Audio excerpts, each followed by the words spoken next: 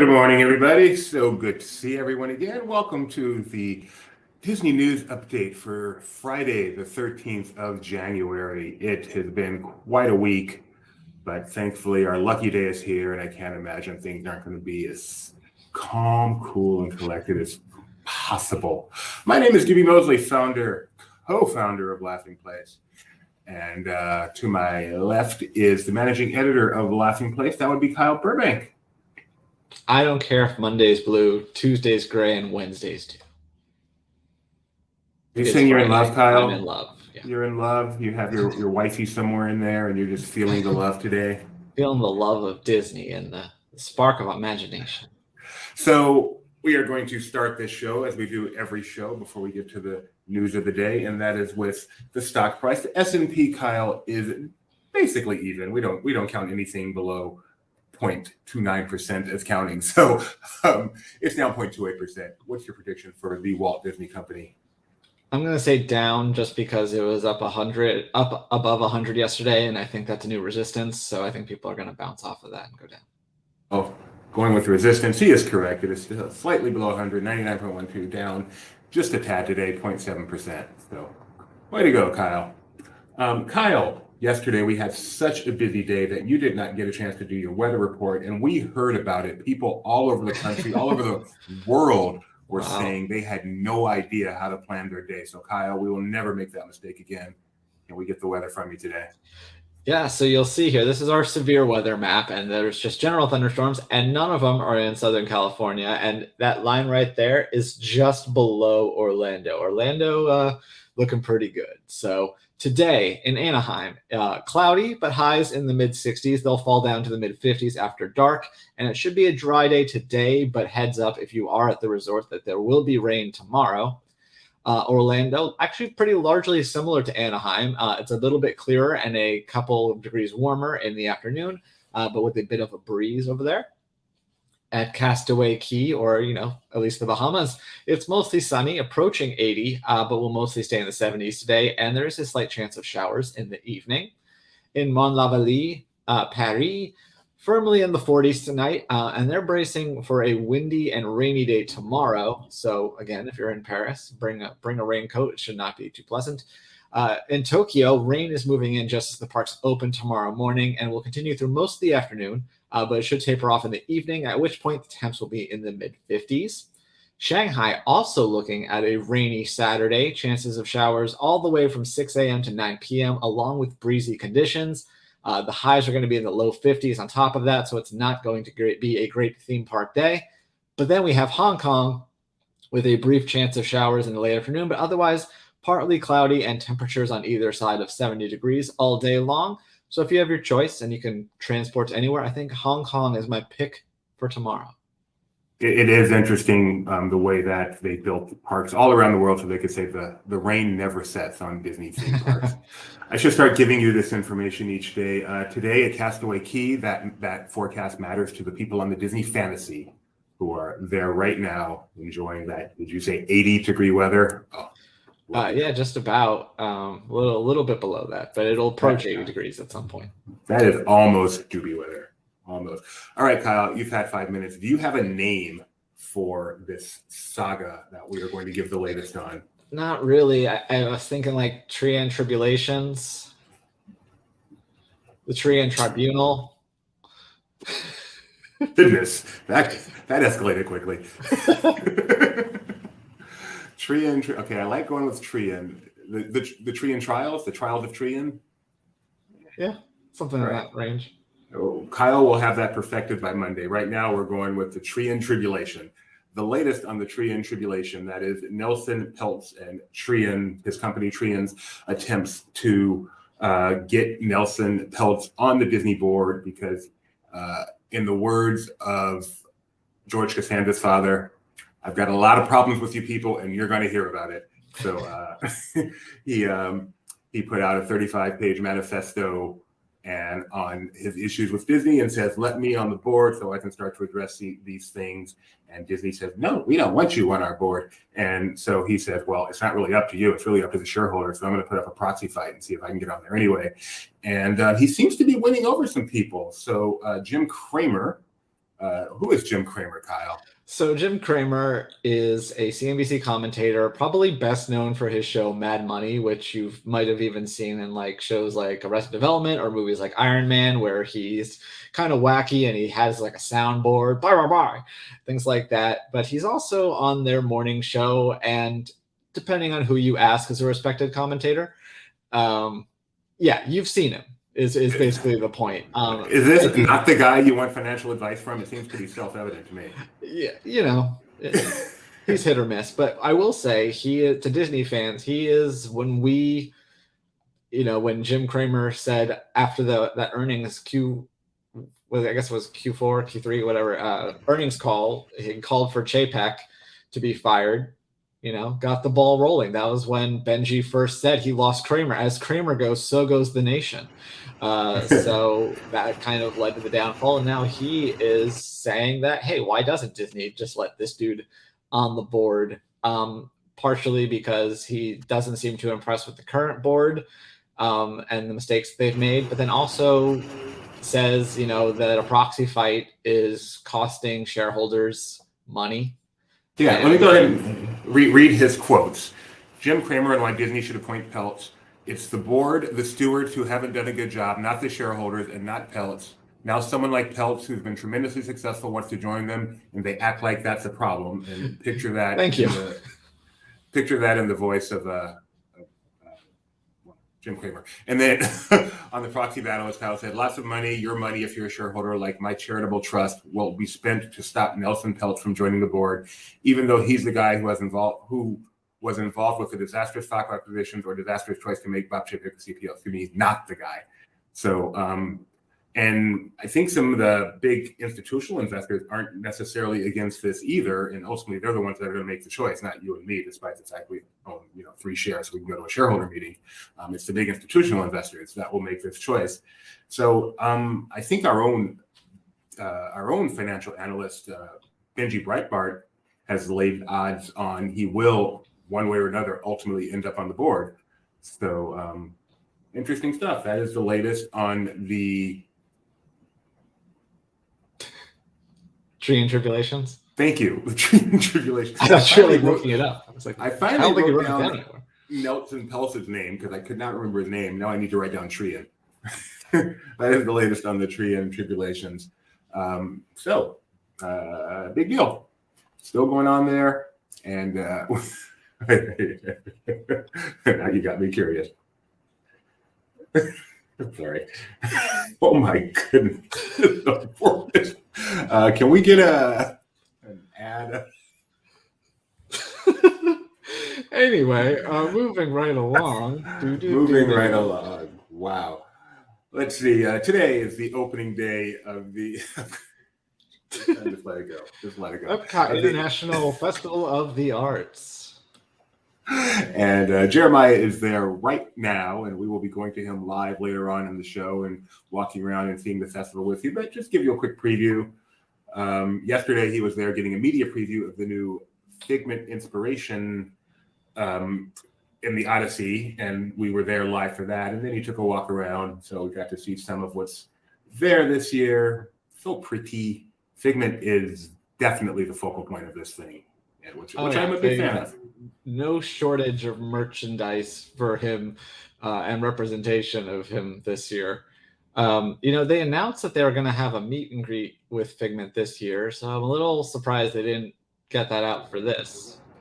But that is interesting that they chose not to put that here. But what they did have was this. What is this called? The handy thing. Pin thing. The pin thing where you put your hands in and it makes a thing. This excited Jeremiah to no end because he remembers this from his childhood at the Imagination Pavilion.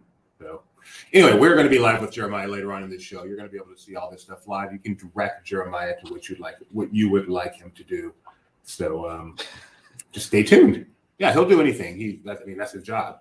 It's not like he's doing it out of the kindness of his heart. We say, Jeremiah, you do what you're supposed to do. Yesterday when we were at the Super Mario World and at Epcot, and there's Odyssey, because there's a game that I play I love called Mario Odyssey. So there was really a connection there for me. Because every time you say Odyssey building, I think Odyssey. So that is some great foreshadowing. Yes, imagine that. So yesterday, when we were at Super Nintendo World at Universal Studios Hollywood, Mike Celestino was there for the very first soft opening / technical rehearsals. Such a weird thing to call them technical rehearsals. They're soft openings. Anyway, Well, Jeremiah it's just was like they're there. team members, not cast members. But I feel like Disney calls them technical rehearsals now too. Am I wrong about that? I haven't necessarily seen that. Okay, then I take it all back. But then again, I've also not been there for one in however long. So.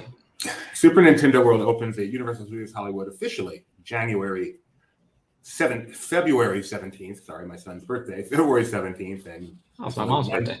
There's only one thing he wants for his birthday, and he wants it bad. He is so excited to see this thing.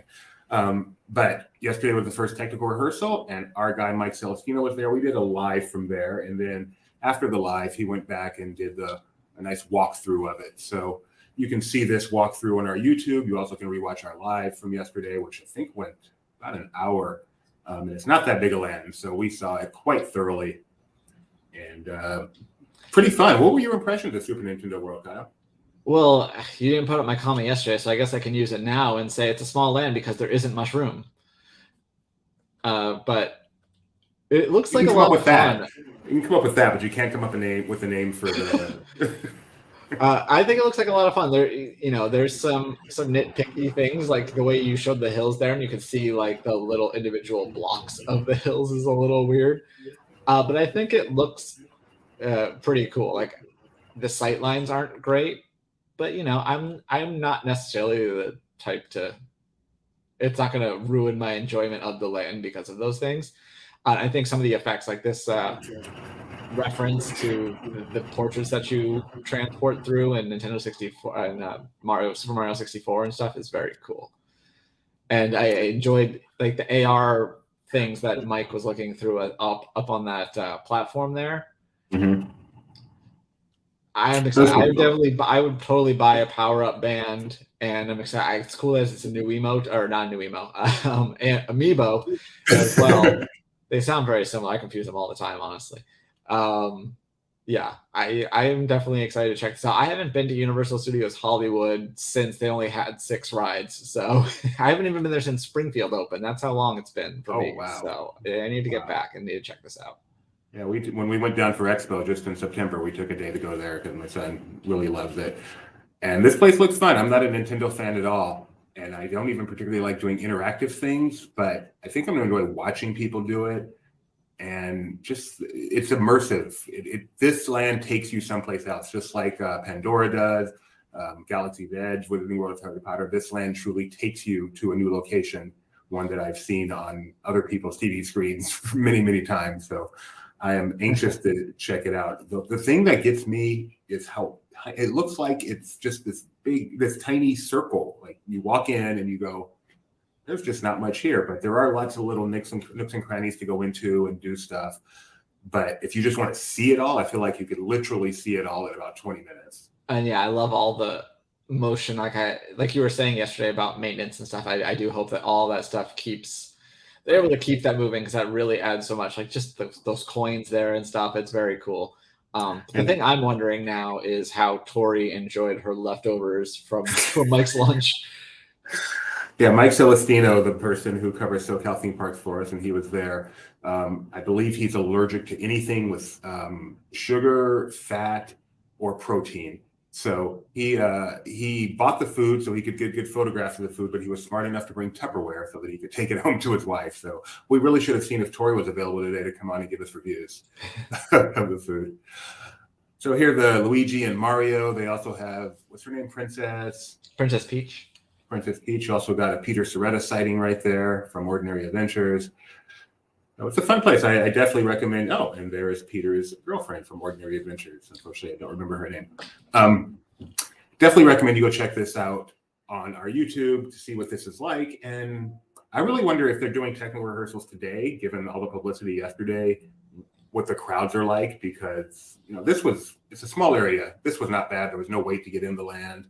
It doesn't look too horrible.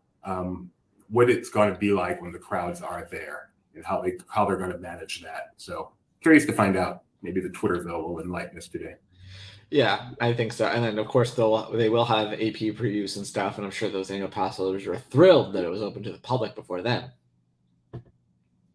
On the other hand, if they were in there first for the technical rehearsals and things went wrong, no one would yell louder. So that's just the way we are. Hey, we had some breaking news this morning from Walt Disney World, Kyle. Yeah, Pete's Silly Sideshow character meet and greets at Storybook Circus and Magic Kingdom are finally reopening, and this weekend, so you can meet the great Goofini. So Bob Iger just put out, he sent out that letter earlier this week with all those great things he was doing. How can he leave this off? Tomorrow sent out the letter. I'm sorry. He talked about here. Thank you. He talked about stuff coming in February, and he didn't even mention this coming this Sunday. I don't know. You know why Goofy's smiling? Because, yeah. He did mention it. He wouldn't let Goofy work from home anymore. That was the Iger letter. That's good, Ben. That's good. That was worth you coming on for. It wasn't worth stepping over my Goofy smiling because he doesn't have to pay to park his motorcycle, but it was worth coming I thought you were going with a different joke. What did you think I was going with? I'm not going to talk about it. I didn't say he was Goofy. Yes, exactly. I think this is exciting, but maybe people would rather have trams in other parks. Can we talk about that? So we can talk about that. I don't see what is the deal with the trams? I don't know. They said by the end of the year they rolled out a couple of them. I couldn't quite tell you which two. I think 2 parks currently have them, but I think the other 2 don't. And they had said that all 4 would return by the end of the year. Well, I think they probably hedged by saying assuming staffing is available. So I guess they could just say staffing wasn't available. Or that might have been Disneyland, because Disneyland made an even bigger deal about it and said staff can, contingent on staffing. We're excited to bring back the trams in February or whatever they said. But Disneyland does have the trams back, right? Disneyland does, and 2 different theme parks. I feel like Magic Kingdom is one of them because that seems like where you want to start. Magic Kingdom and Animal Kingdom have the trams now. Okay. Which, those are some huge parking lots. So I don't think if you only can have 2, I don't think that's a bad choice. The question is, why do we only have 2? I think EPCOT probably need a tram back to their car. Although if they need a tram back to the car, they shouldn't be driving a car. Yeah, Kyle, that's...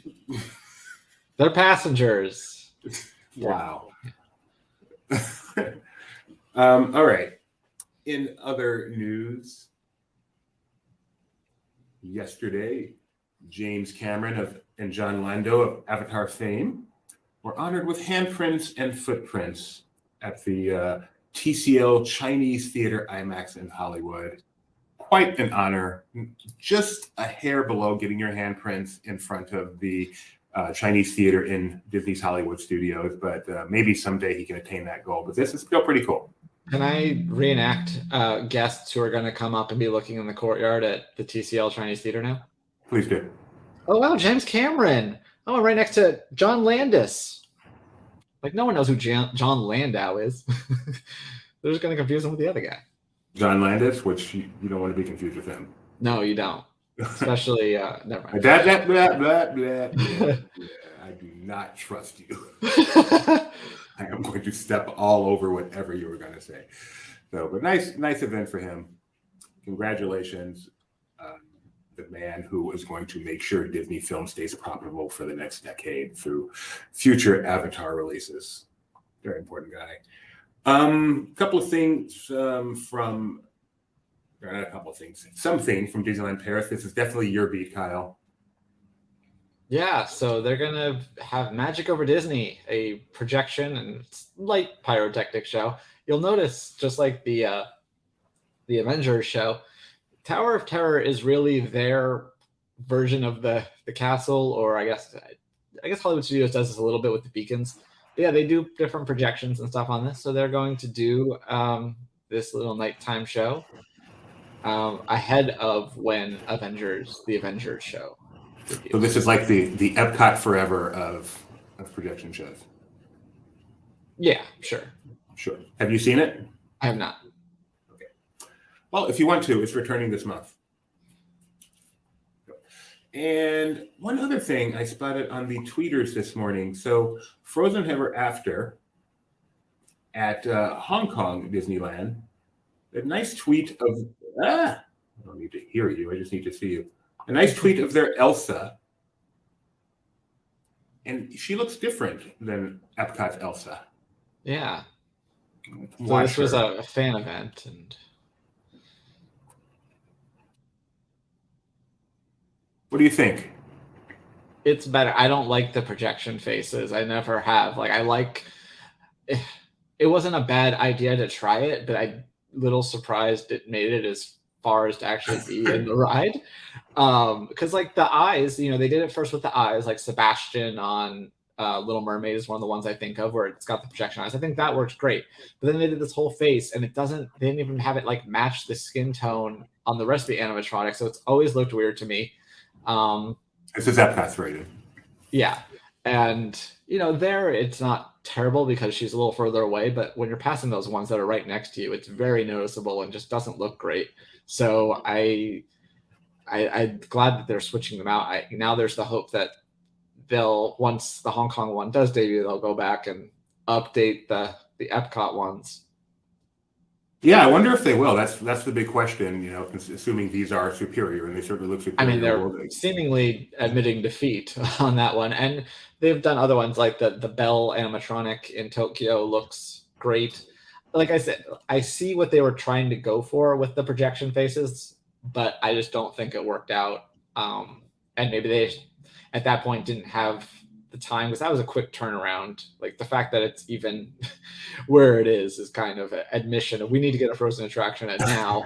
And they're like, okay, well, this is good enough. We'll try this out. And I think it was. What do you mean the fact that where it is? You don't think it fits into Norway? I think it fits fine, but I think they ideally would have wanted to start from scratch instead of shoehorning it into something that existed. I think Frozen and the phenomenon that it was deserved to be a fresh big attraction, but I don't think they wanted to wait that long to find the right place for it. If it was rushed, they did a great job. To me, that is best non-thrill attraction at Walt Disney World. I think it's fine. Even better than Figment. I enjoy it. I don't think it's great, but I guess it's good enough to replicate, except improve upon in Hong Kong. All right. So that's Hong Kong with, as usual, the Asian parks getting everything better, and we'll see if they at least make their way to the North American parks. Next up today, this is from my morning TikTok stroll. And it's very funny that Juby has a morning TikTok stroll. What do you do? What do you do when you wake up in the morning? You're laying in TikTok. Bed, you're awake, and you got to do something. What do you do? I assume you use your phone. What do you do?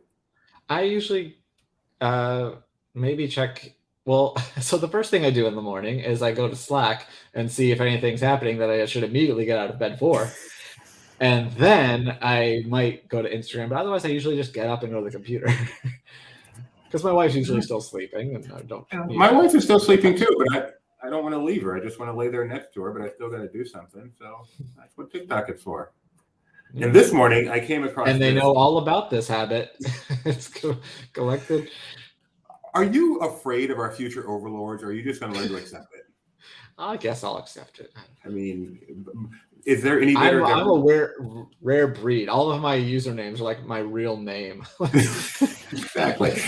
They can look all day for Doobie. They're not going to find them. Even on Reddit, my name is my name. This was a mistake. So hard to dox. Anyway, this is what I found this morning. One of the videos I found this morning on TikTok, which is a beautiful video. I'm showing it because it is very heartwarming, and no one likes a warm heart like me, but also because it takes place at La Brea Bakery, which is just ironic right now. Let's check this out.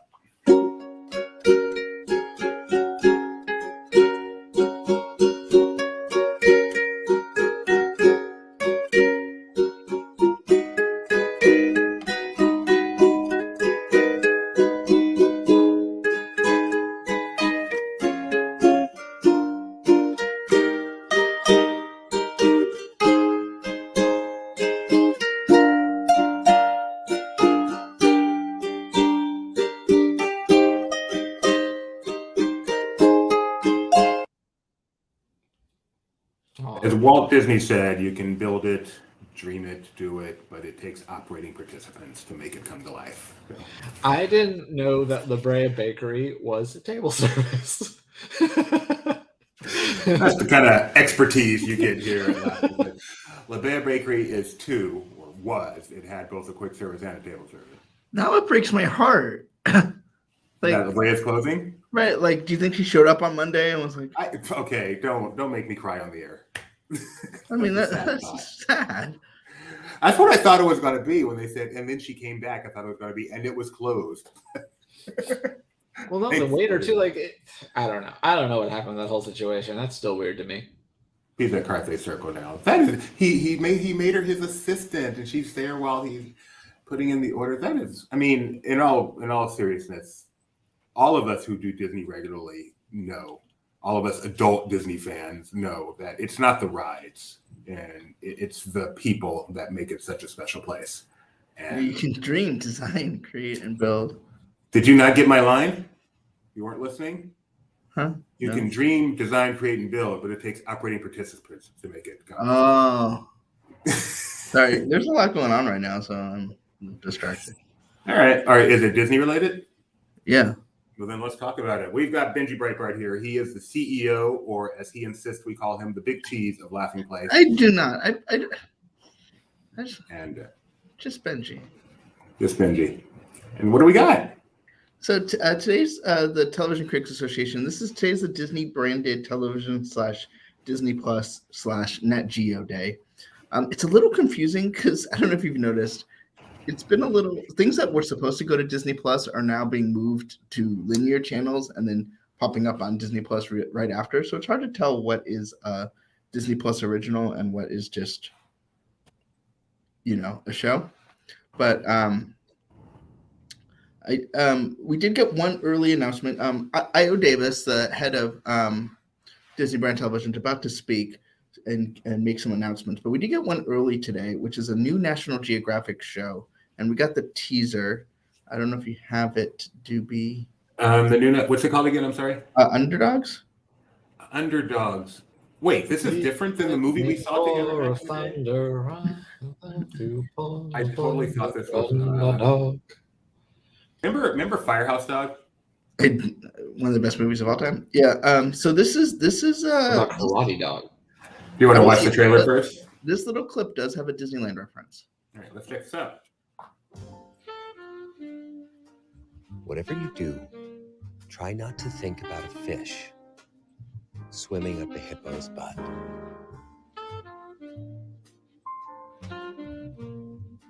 You're doing it, aren't you?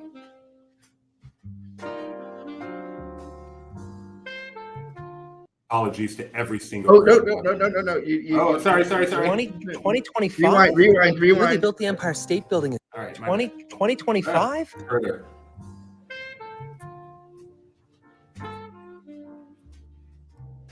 2025?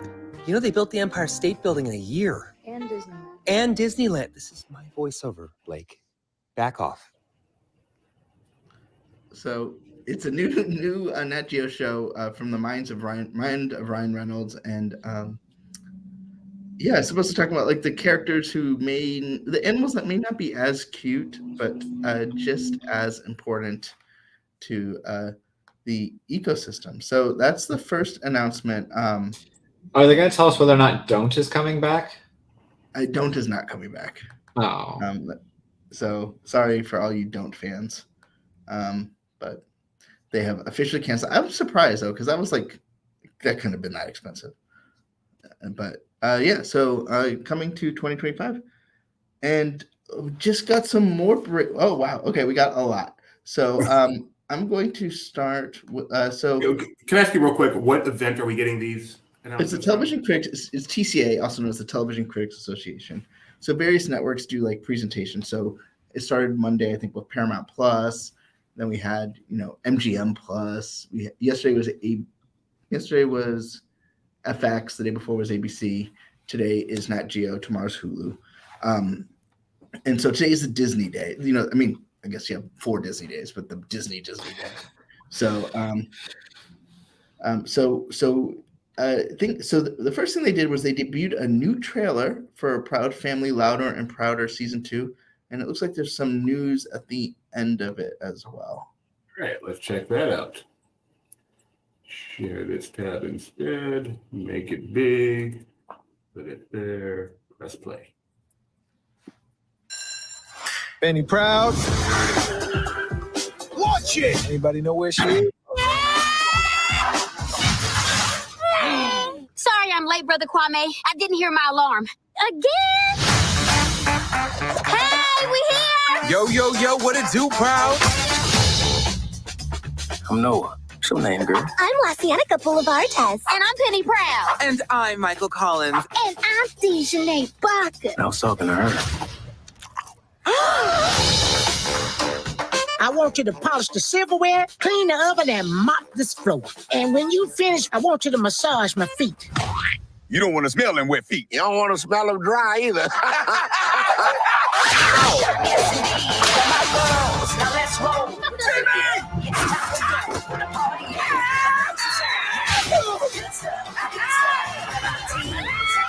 I apologize, Zoe. For what? My family. They get on my nerves. That's what families do.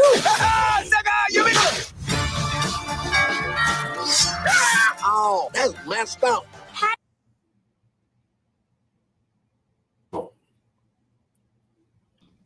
News buffer. Oh man, it's got a long way to go too. What happened?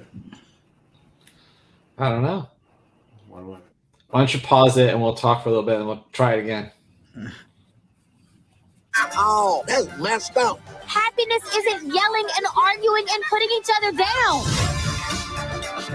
It's about showing kindness, lifting each other up. Anyway, the big news at the end is that You will let go, my boy. Don't nobody mess with What's my the boy move? but me. Whoa! That's the news. Your sugar mama is hardcore. If she was my grandma, I would. You would what?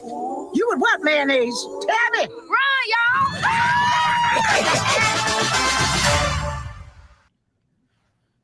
So all episodes are going to be debuting February 1st. Last season, the first season on Disney Plus, it was one of those, once a week shows. And we've seen other shows that did that the first season and come back the second season and sort of dump. But that's what they're doing here for Proud Family, Louder and Prouder season 2 coming to Disney Plus. Or I think it's in France it's called Proud Family Plus un Cool. I feel like it should have been February 2, so they could have been on February 2? So they could rhyme with Bust a Move. Bust a Move February 2? Sure enough. February 1. In that original Bust a Move on April 2, it was the 2 that rhymed, not the month. I know, it just doesn't roll up. February's a longer month to say. So we got another animated show. This one's coming up a little bit sooner. I'm sorry, a little bit later, but it's coming to Disney Channel. And then on February 10th, 6 episodes coming to Disney Plus on February 15th. This has been a long time coming. I think we've covered about 8 different panels on this show from various Comic-Cons and expos and things. But we got the new trailer for Moon Girl and Devil Dinosaur. Thank you. Give me a name. I'm going in order, Doobie. But you're not. This was first on the list. Because I deleted. Make it easy. Still working on that thing that's gonna fix all our problems. Time to get genius!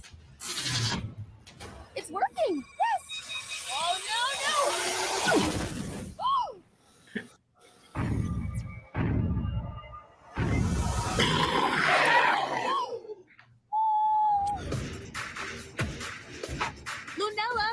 Lunella Lafayette. Casey! OMG! We're keeping Clifford. We gotta do this on the DL or my family will freak. Now we got superpowers! Somebody call the Avengers! You even go below 14th Street. I've gotta fix this. I I am the smartest 13-year-old, and now I have a dinosaur. My brains, your brawn, we can be superheroes. What do you think? No. What's not in that outfit? Zang, we did the thing. Yeah, we did.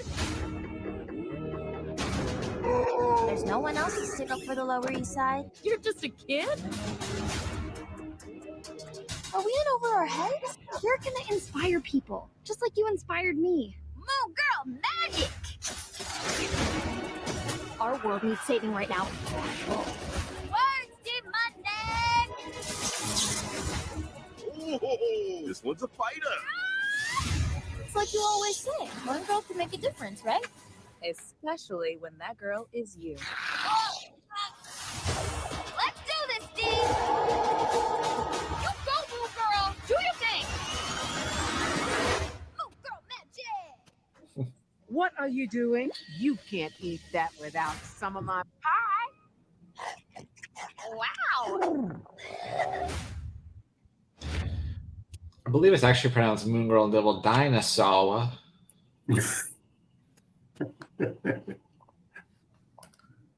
Thoughts on that, either of you? Mac has seen the first couple episodes, and he says he really likes it. You know, it's a different style from Marvel. Great creative team, Steve Loader, big fan of us, so you know it's great. Yeah, you know, it's definitely not, you know, your typical like Marvel show. You know, I think a lot of Marvel animation is like sort of derivative of the X-Men '90s show. You know, like action adventure. But this has more of a style to it, so it's nice to see something different. I think It's definitely different. That is for sure. Speaking of different, a little bit of a pivot here is National Geographic has a new show, a new limited series called A Small Light, which is actually about the family that sheltered Anne Frank during World War II. So they released a new featurette, and that's it. That's the pivot. Ready? And action! People tend to think that they know history, especially with very famous stories like Anne Frank's story. But with me, you're coming at it from a sideways angle that forces you to see it from a different lens. Miep Gies was Otto Frank's secretary at the company he started in Amsterdam after he fled Germany. Miep was a young girl in her 20s when he asked her to hide his family. You need to take your time to think it through. No, I don't. What do I do?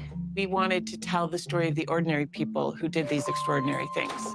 These incredibly banal issues that come up just in the life of being a young woman are juxtaposed with these really high stakes. What would you have me do when Mr. Frank asked? Say no! Ask me. I didn't think I had to consult you before deciding to save a person's life.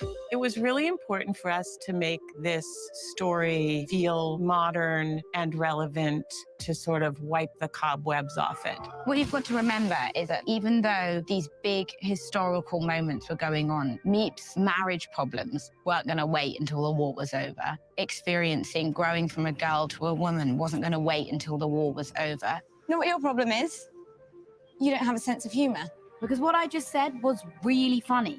Tony and Joan have really captured that brilliantly, the humanity of the situation, the realness of what these people were actually going through. Looks so beautiful, and Jan looks so handsome. Why are you being so sappy all of a sudden? It's not told through a documentary point of view. Margot might be older, but I am more emotionally sophisticated. Anne's story is definitely relevant today because racism and anti-Semitism is still happening in this world, different formats, but it's still happening. It just felt like the right story at the right time. To have a story that speaks so profoundly about compassion, the similarities with what it was like to be a young person back then and what it is like to be a young person now. So you couldn't keep your mouth shut once. I'm the crown princess of not being able to keep her mouth shut. We shot outside the Frank apartment, and I took that opportunity to just say, let's all just take a minute to recognize the task ahead of us, how we can honor those people who sacrificed themselves. If we turn away someone we know we can help, we become people we don't recognize, and we don't exist anymore. It's a great mission of the show to kind of make people look around them and look at their own world differently. Meep's message was always, I am not special. You can do this as well.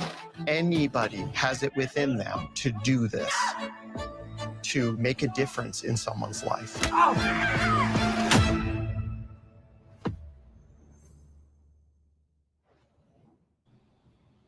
That looks spectacular. Spectacular. I'm looking for. You're muted.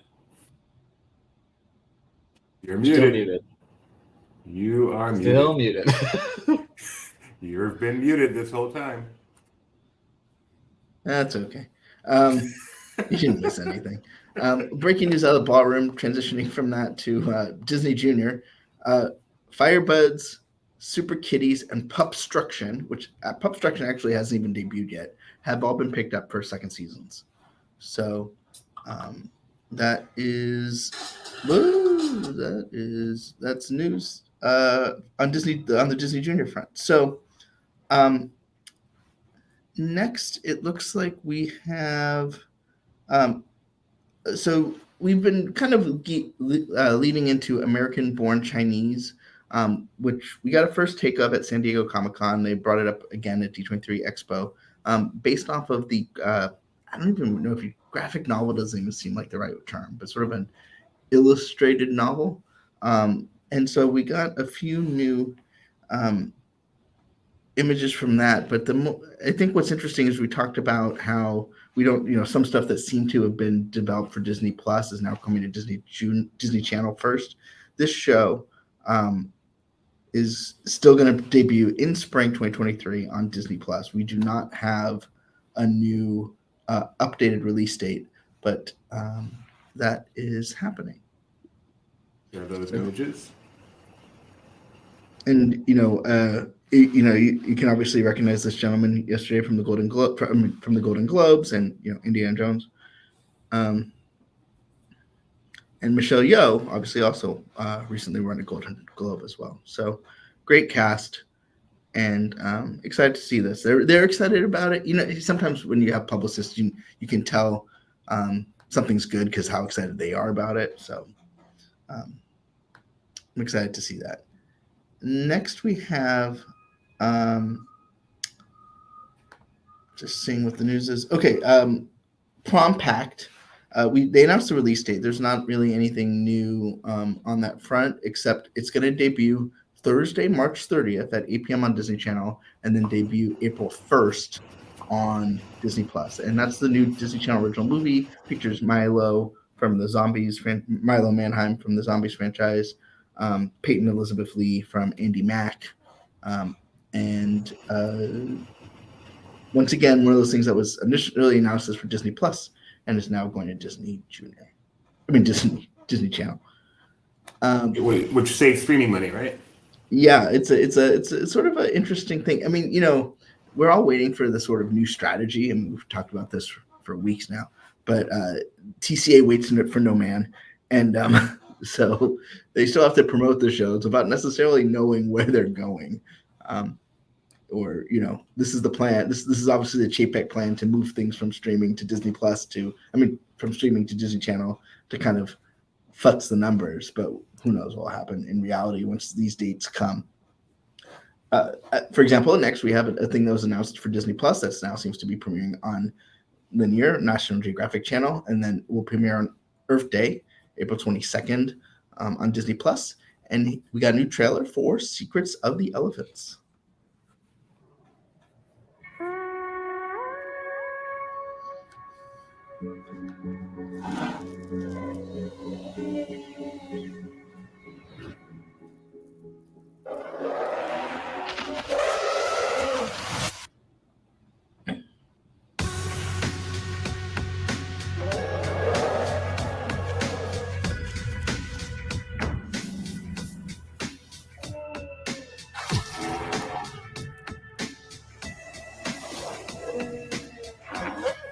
It's not just noise. It has meaning.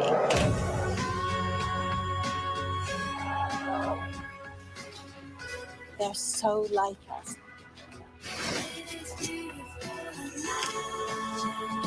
this communication is part of the glue that holds the whole family together.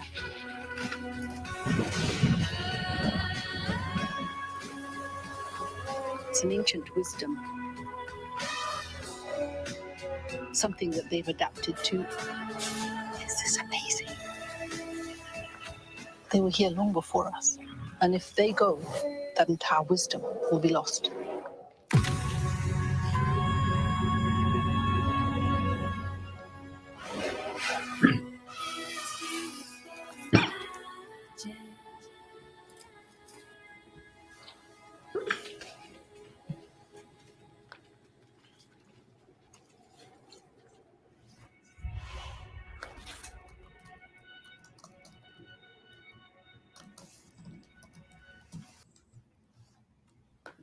Next day on Disney Plus. That's adorable.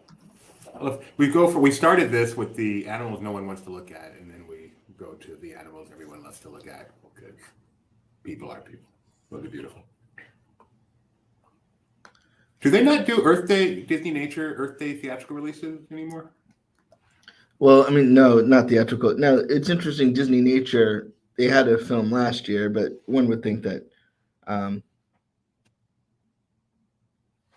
that the Disney National Geographic brand would sort of usurp Disney Nature as a thing. This just in, I'm going to throw you off the script because it's just in. Dan Povenmire has just announced a new deal with Disney Brand Television, which will result in 40 new episodes of a little show I like to call Phineas and Ferb, and a second season of Hansel and Gretel. So I guess there's more than 104 days of summer vacation, or I don't know if this is like another summer, or these are the questions. Alex is in the room. Hopefully it happens soon. I'm just gonna see. I just got the press release in my inbox, so if you give me 1 second. He actually did a Twitter Ask Me Anything yesterday, and I wonder if it came out somewhere. But I don't know, because I didn't read it all. And now I'm wishing I had. Any of these strike you, Kyle, as like, yeah, I can't wait to see elephants or Frank or something? I mean, Moon Girl and Devil Dinosaur probably, just because it's Marvel. If our tweet for Phineas and Ferb doesn't say this could possibly be the best day ever, I don't know what we're doing here. So now we got to see if that actually happens, Kyle, because or you could make sure it happens. If only. You are their boss. I believe Tony is off today. So one more person, one more pretty well-known journalist in the financial space has come out with their opinion on Nelson Peltz's board seat, and I will, after we're done with this, I'm going to play that opinion. We'll leave you hanging on whether it's yay or nay. Play that on our broadcast after. I guess she's busy. I think of Kara Swisher as being tech first, but it's tech journalist, probably business too. I think that, but I'm not correcting you. I'm just sharing my thoughts. No, for sure. She is definitely a tech journalist. But when you're a tech, I feel like the type of tech journalist she is a subset of financial journalist. She's not like, I don't think of her as tech, like getting into the weeds of the tech part of it is more of how the tech relates to the tech companies and the business side of it. But that's me. That's totally fair. And I love that name, Kara Swisher. There's something about the name Kara Swisher that I'm a big fan of. Just do it. Okay, so we got more Phineas and Ferb coming. Also, we got a premiere date for a new show. We were supposed to get a trailer, but it doesn't seem like we got it. For the crossover, it's going to premiere April 4th on Disney Channel, and you guessed it, April 5th on Disney Plus. And we got more music content with a new. They announced a new show coming, a new documentary special from Brian Grazer and Ron Howard. It's called Bono and the Edge: A Sort of Homecoming with David Letterman, coming St. Patrick's Day. I see a typo in our tweet, so I'll fix Can we fix typos now? I have to delete it and redo it. Okay. That's what I have to do. Thanks, Elon. Dublin is a real part of our story. It's in our songs.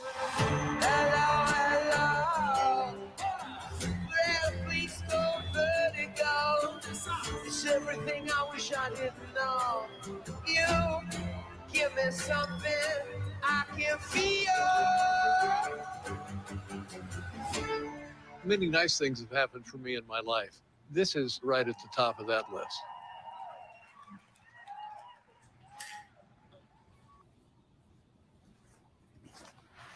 Pretty cool. I mean, seeing you two in Dublin, that's kind of exciting. Bigger than the Beatles. I'm looking forward to that.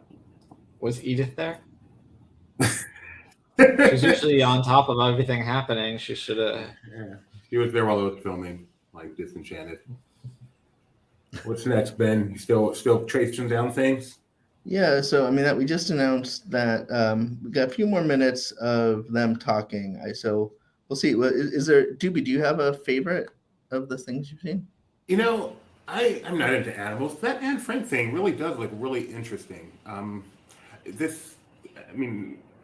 Those kinds of things are really interesting. They also can be really depressing, which they should be. That's not a bad thing, but I don't know, for some reason that one came across just a little bit more shallow, a little bit more accessible. There's a good word, Doobie. A little bit more accessible for some reason when I saw that trailer. So I'm very interested in checking that out. Very interested. How about you, Kyle? Oh, you already mentioned yours. How about you, Ben? Well, I mean, I think I'm most excited for the return of Phineas and Ferb. It's just, I don't know, it just makes me smile, and I like that, and I don't know if there's anything I'm not looking forward to on that list. Maybe I mean, I'm not a huge Proud Family person. Just I don't have the nostalgia for it because I was a little too old. I was in college, I think, when it was on originally. So, with the Phineas and Ferb, I'm sorry, is this just Povenmire or is Swampy Marsh involved too? well, so Swampy's doing another project, so I don't know. I mean, I know they're still friends. Like, it's not like they had a breakup. So I don't know if Swampy's going to come and still voice Major Monogram, but maybe not have the time to be like a creative on it. But it's an excellent question. I had that as well. Yeah, I'm sure everyone, that's the first thing to come to mind, because that is definitely, we think of them as a duo when it comes to Phineas and Ferb. So, but I'm sorry, you were saying what else you're looking forward to? I really enjoyed what the visual style doesn't necessarily grab me at first, but I really enjoyed what I've seen in Moon Girl and Devil Dinosaur. I'm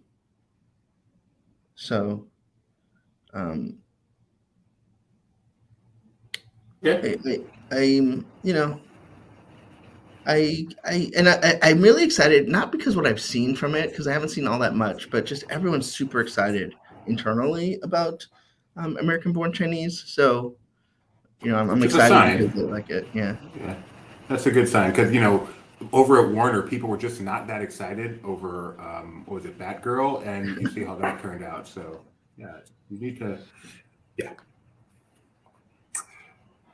Let's see. Are you still chasing something, or should we go into something else? Why don't you go to something else? I'll come back if we got some more. Okay. So as I mentioned, Povenmire as Heinz. Thank you, Kidder, leader of the Fun Fact. As I mentioned, Kara Swisher, tech journalist, has come out with her opinion on the proxy fight, or as we call it here, the Tree and Tribulation. And let's see what she has to say. I have not seen this, so we're all going to learn together. And this is on CNBC, so it should be family friendly. We're taking a look at some big players who are feeling the heat in recent days and recent weeks. Bob Iger, of course, entering into a proxy battle with an activist investor. Satya Nadella is facing new pushback on Microsoft's embattled deal for Activision Blizzard. And Elon Musk, of course, always in the spotlight, but being forced to cut prices now on Tesla vehicles with slowing demand as he heads to trial over his 2018 tweets. Let's kick it off with Iger. Disney facing pressure from Nelson Peltz, saying the media giant that it has lost its way, focusing in on the loss of stock dividends, dwindling free cash flow, total shareholder return. Disney brought Iger back into the fold, of course, to right the ship. But can he weather the storm? Joining us now, New York Magazine editor-at-large and host of the podcast On with Kara Swisher and Pivot, Kara Swisher herself. Kara, it's great to have you. I know last time we talked, you are a fan of Iger. You think that he is the right person for this job, but you also believe that Nelson Peltz deserves a seat on the board. Does Nelson Peltz really think that Bob Iger is the right person? He was incredibly critical in that presentation. Yeah, he is. I mean, obviously, I think they need a new CEO. Bob Iger's signed a 2-year deal, and obviously you don't want to bring back the old CEO. You'd have liked the heir to have done a better job. And so he's what they need right now. And he certainly did a very good job at Disney for years. And so I think it's to calm the waters. And I think Nelson Peltz is looking forward to what's coming next. And I think bringing an activist like this on a board could be good to move them faster into where they need to go, to talk about what they're doing in streaming, to talk about someone who could take over for the next 10 years, et cetera. And so I always think it's always good to have a board that's not all in violent agreement with you, who actually does challenge you. And Nelson Peltz has proved himself to be very good at this when he was on other boards. And so I don't necessarily think he's a disruptive force as much as a questioning force. And as you know, I like questioning forces wherever I go. This definitely disrupts the narrative, though, Kara, because can you have two white knights riding in on their white horses, right? Both of them are claiming to do that. Bob Iger's coming back, his triumphal entry back into Disney World, right? Walking down the street. But here's Nelson Peltz saying, no, I'm going to come back and save this thing because under Iger, they were spending too much. So is the key dynamic whether they can come to a common narrative and they can both sort of save the company together? Maybe so. I mean, they were spending too much in the new economic environment. The old one, it was seen as a good deal, right? And streaming, if they hadn't done that, they might have been in bigger trouble. So it all, everything changed rather significantly with the economy. And so I think, he's obviously got the trust of the employees and the executives. They love him, and Wall Street too. So he's got a lot of assets in that regard. But it's still a good thing to have pressure to move faster in this environment and figure out what to do. And I don't think disagreement is a problem, again, as you know. And so this is a person who has a very good track record in that regard. It's not someone who's just sort of coming in and yelling, essentially. And so I think it's really important to have that kind of pressure on the Disney board. They finally moved and shifted some of the board members, but most of them are, Iger acolytes. And even he, I think, likes pushback too. I know they didn't initially want to bring him on the board, but I don't think they can. I think they should have him on the board. I don't know what pressure they could bring to bear because this isn't helping, not necessarily. Pretty interesting. I'm glad we ran across that. Hearing her talk, it really seemed like a question, and both between her and Kramer. Do we want to let Iger have a board of yes people, or do we want to actually have someone on there who does pushback? It really seems like that's the question. There seems to be nothing negative really towards Nelson Peltz other than should Iger have some pushback from the board, and everyone seems to say yes. What's your interpretation or your feeling after that? I don't think it's bad to have someone disagree with the CEO, but I don't know if us as Disney fans, I don't think we would necessarily want someone like Mr. Peltz just based on the things he's complaining about as far as cost cutting and things like that are over. Well, the parks thing is, we were saying there's kind of a dichotomy between what he's saying out loud and what he probably means. So yeah, I think as Disney fans, we're more inclined to trust Iger and his investment in things that Mr. Peltz might not think is necessary and might torpedo if on the board. Obviously, he can't single-handedly torpedo them, but he can, if he's enough of a disruption, then other board members might be like, all right, fine, it's not worth the fight, Yeah, no, I see. She convinced me one way, and now you've convinced me back the other way. Because it does seem like a good idea to have someone on the board who, when warranted, not just just for a devil's advocate, but feels, hey, you're making a wrong decision here, Mr. Iger. Yeah, but it's also I still feel like a lot of the things he's complaining about either A, didn't happen, or B, happened a while ago, and then the world kind of got upended. Like Fox might not have been such a terrible thing if it wasn't timed right before a global pandemic. I don't see I could be wrong, but Iger, it doesn't seem like they're going to make any acquisitions. So if Nelson's issue is with they shouldn't have overspent for these things, I don't foresee them doing that again anytime soon. I think we know that they need to be a little bit leaner. But I think the overspending he has an issue with now is what they're spending on streaming. And I mean, while they which have is another thing that they already know that, and dude just took the job. yeah, I don't know. If he and Iger are in alignment on the goals, then what's wrong with having a strong voice on there to hold him to that, or to question if Iger seems to, if the company seems to stray? Or it's hard to. I mean, he might just not like the guy. If you don't want to be around somebody, you don't want to be around somebody. Yeah, I mean, but that's that should go out the window when it comes. And to they would have to bend those rules. Disney does have a set retirement age, so I don't know if that has to go to a vote to override that. Yeah, I don't know. I can't imagine that would be a big deal, but only reason there's technicalities they could lean on. The only reason I can see them really being all out against this, they have to make, in my opinion, they have to make their case as to why what he says in that thing is not what he actually wants to do. And that's why we're still anxiously awaiting Disney's response, Disney's proxy, which fanboy is surprised every single day hasn't come out.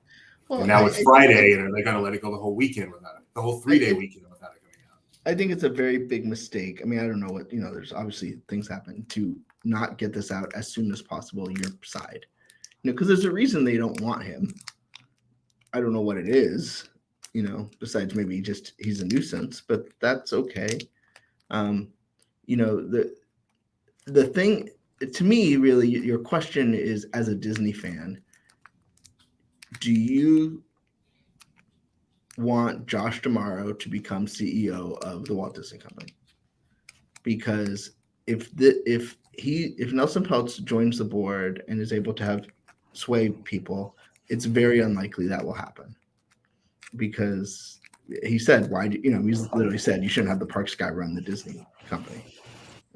I think that's a lack of understanding of Bob Chapek and the Walt Disney Company by Mr. Peltz, because do you really think it's a lack of understanding as opposed to a smart guy who knows how to make a flip comment and make a point? I mean, he knows who Bob Chapek is, doesn't he? I don't know. I mean, watch that interview. I mean, he's not a dummy by any stretch, but he was reading off his notes, right? Like that didn't come. None of his points came off his head. They all came off something that was prepared for him. And and like we've said time and time again, like investors, for as much as they're supposed to be analysts, don't know as much about the company as we do sometimes. But it's easy to be like, oh, well, he ran parks and then he became CEO. That's the connection. You don't have to know the intricacies of whether or not he's liked in the parks, what sort of things he did at parks besides the major accomplishments or demerits. I've said analysts don't know what's going on in the company. I don't know that I feel that way about investors. A guy who's got $900 million in the company and owns, 0.5% of the shares. I do believe he knows what's going on in the company. I still don't think to the same granular level. No, I don't know how much of that interview you saw yesterday, but he doesn't. I mean, he says things that aren't right. I mean, not in a way that, just like my dad would. I mean, it's not insulting. No, but he says things that aren't right. Are you sure it's unintentional, that he just doesn't know, as opposed to he's a politician? No, I'm not nothing that matters. Just, not being right about. I mean, he's not. I mean, obviously, if you're going to intentionally say something is wrong, then I have no idea. But I don't think any of these things were significant enough to sway you. They're just factual errors. Just factual mistakes. Yeah, there's nothing in the 35 pages that would have you be like, oh, wow, he really paid attention. It's like, we spent a lot on Fox. The stock price is down.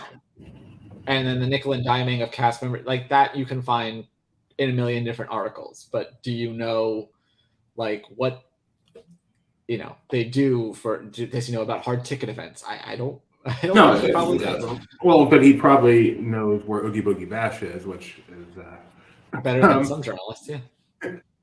Phil, though, I just don't think.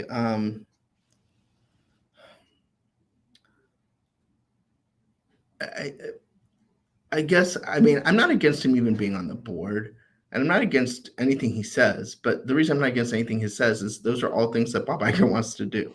So, I feel like much is if the big complaint that Nelson has is that Bob Chapek wasn't given room to execute his own plan because there was someone overlording over him. I don't think the solution is to not let Bob Iger execute on his plan by having Nelson Peltz overlording over him. Yeah, Nelson Peltz wants to make sure that Bob Iger doesn't go and spend another $10 billion on streaming. That's not what he wants to do. He wants to have an ego. This is an ego play. But they're not going to do all those things anyway. They came out. Even Bob Chapek said they're not going to. If this is just an ego play to what end? I'm on the Disney board, or to what end? To say that you helped save the Walt Disney Company. But then, so what? Let him on. He owns enough stock. Just let him on the board. No, well, I mean, I guess that this is why the personal stuff matters. Is he gonna? Is it? Do they hate each other so much that it's going to become a problem, not based off facts, on both sides? I mean, Iger's, obviously wasn't political here either, but could have got off the yacht. What's that? He could have got off the yacht. Yeah, but I mean, that's petty on Nelson's side, and who knows what this is going to come off on the other side. This is one side of the story, and I think you always got to be careful when people are politicking. What are they going to when we get Disney's? Are they going to say all the stupid things that he told them they wanted to do that they disagreed with?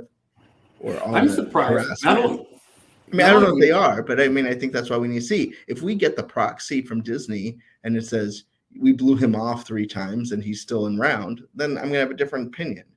But I think it's hard to have an opinion when you only have one side of an argument. What does it mean that now? I find we haven't gotten the proxy. I don't know what goes into that. That is a major legal thing. But we haven't even gotten the leaks, the calls up, the anonymous, unsourced calls to the financial press pushing back on this. I mean, I feel like that's something. I don't know what, but well, I mean, I don't know if you read the Puck article. I know it's under a paywall, but that's definitely Disney's vibe. You got to be very careful on this side because of this is bigger. This has SEC implications that the Bob Chapek, Bob Iger stuff didn't have. And I know the secrecy, the efforts they go to maintain secrecy of board meetings. It's a lot more than they do for leadership meetings. So you're not going to get the same amount that you get from the last sort of turmoil we had in November, but you do get the feeling like, okay, Bob's back. He just wants to be able to execute his plan, which he hasn't had a chance to roll out yet because it takes time. And they agree with this stuff, but they don't want someone who is there and going to be commenting about things to distraction. Do you get the feeling, and I know you're in touch with some people, not necessarily Mr. Iger, but some people within the company, do you get the feeling people fear that he is being very disingenuous and he really does want to do some, like, not break up the company, but to a smaller extent and slash, and this is really much more of a short-term play than he's saying? I don't know that. I think there's short-term, and then there's investor long-term, and then there's legacy long-term. And Bob Iger is probably looking at legacy long-term at this point. And I don't think Nelson Peltz, he's never shown any reason that he's short-term. He's not Bain Capital or somebody else like that. I think, or Carl Icahn. But it's I think the concern is that he says 2 things at the same time. As in, I don't want to replace Bob Iger, but then he throws Bob Iger under the bus, saying everything Bob Iger did wrong. So, are we sure he doesn't want to replace Bob Iger? Those are the kinds of things that, I mean, if you look at those are the kinds of things that rub me the wrong way with this, is that he's speaking out of both sides of his mouth. And, I get that they don't like the Fox acquisition, but that doesn't mean it wasn't the right. You can't go with, did it end up being the right strategy? You need to go with, did it make sense at the time? And that's a different answer. And, obviously a great person would see all these things coming, but I don't think it's realistic to expect to see COVID coming that just upends the theatrical business, that changed streaming valuations, that shut down the parks, which generated the cash flow that it was supposed to pay for all this stuff. I have a question about the Fox acquisition, actually, if I can, real quick.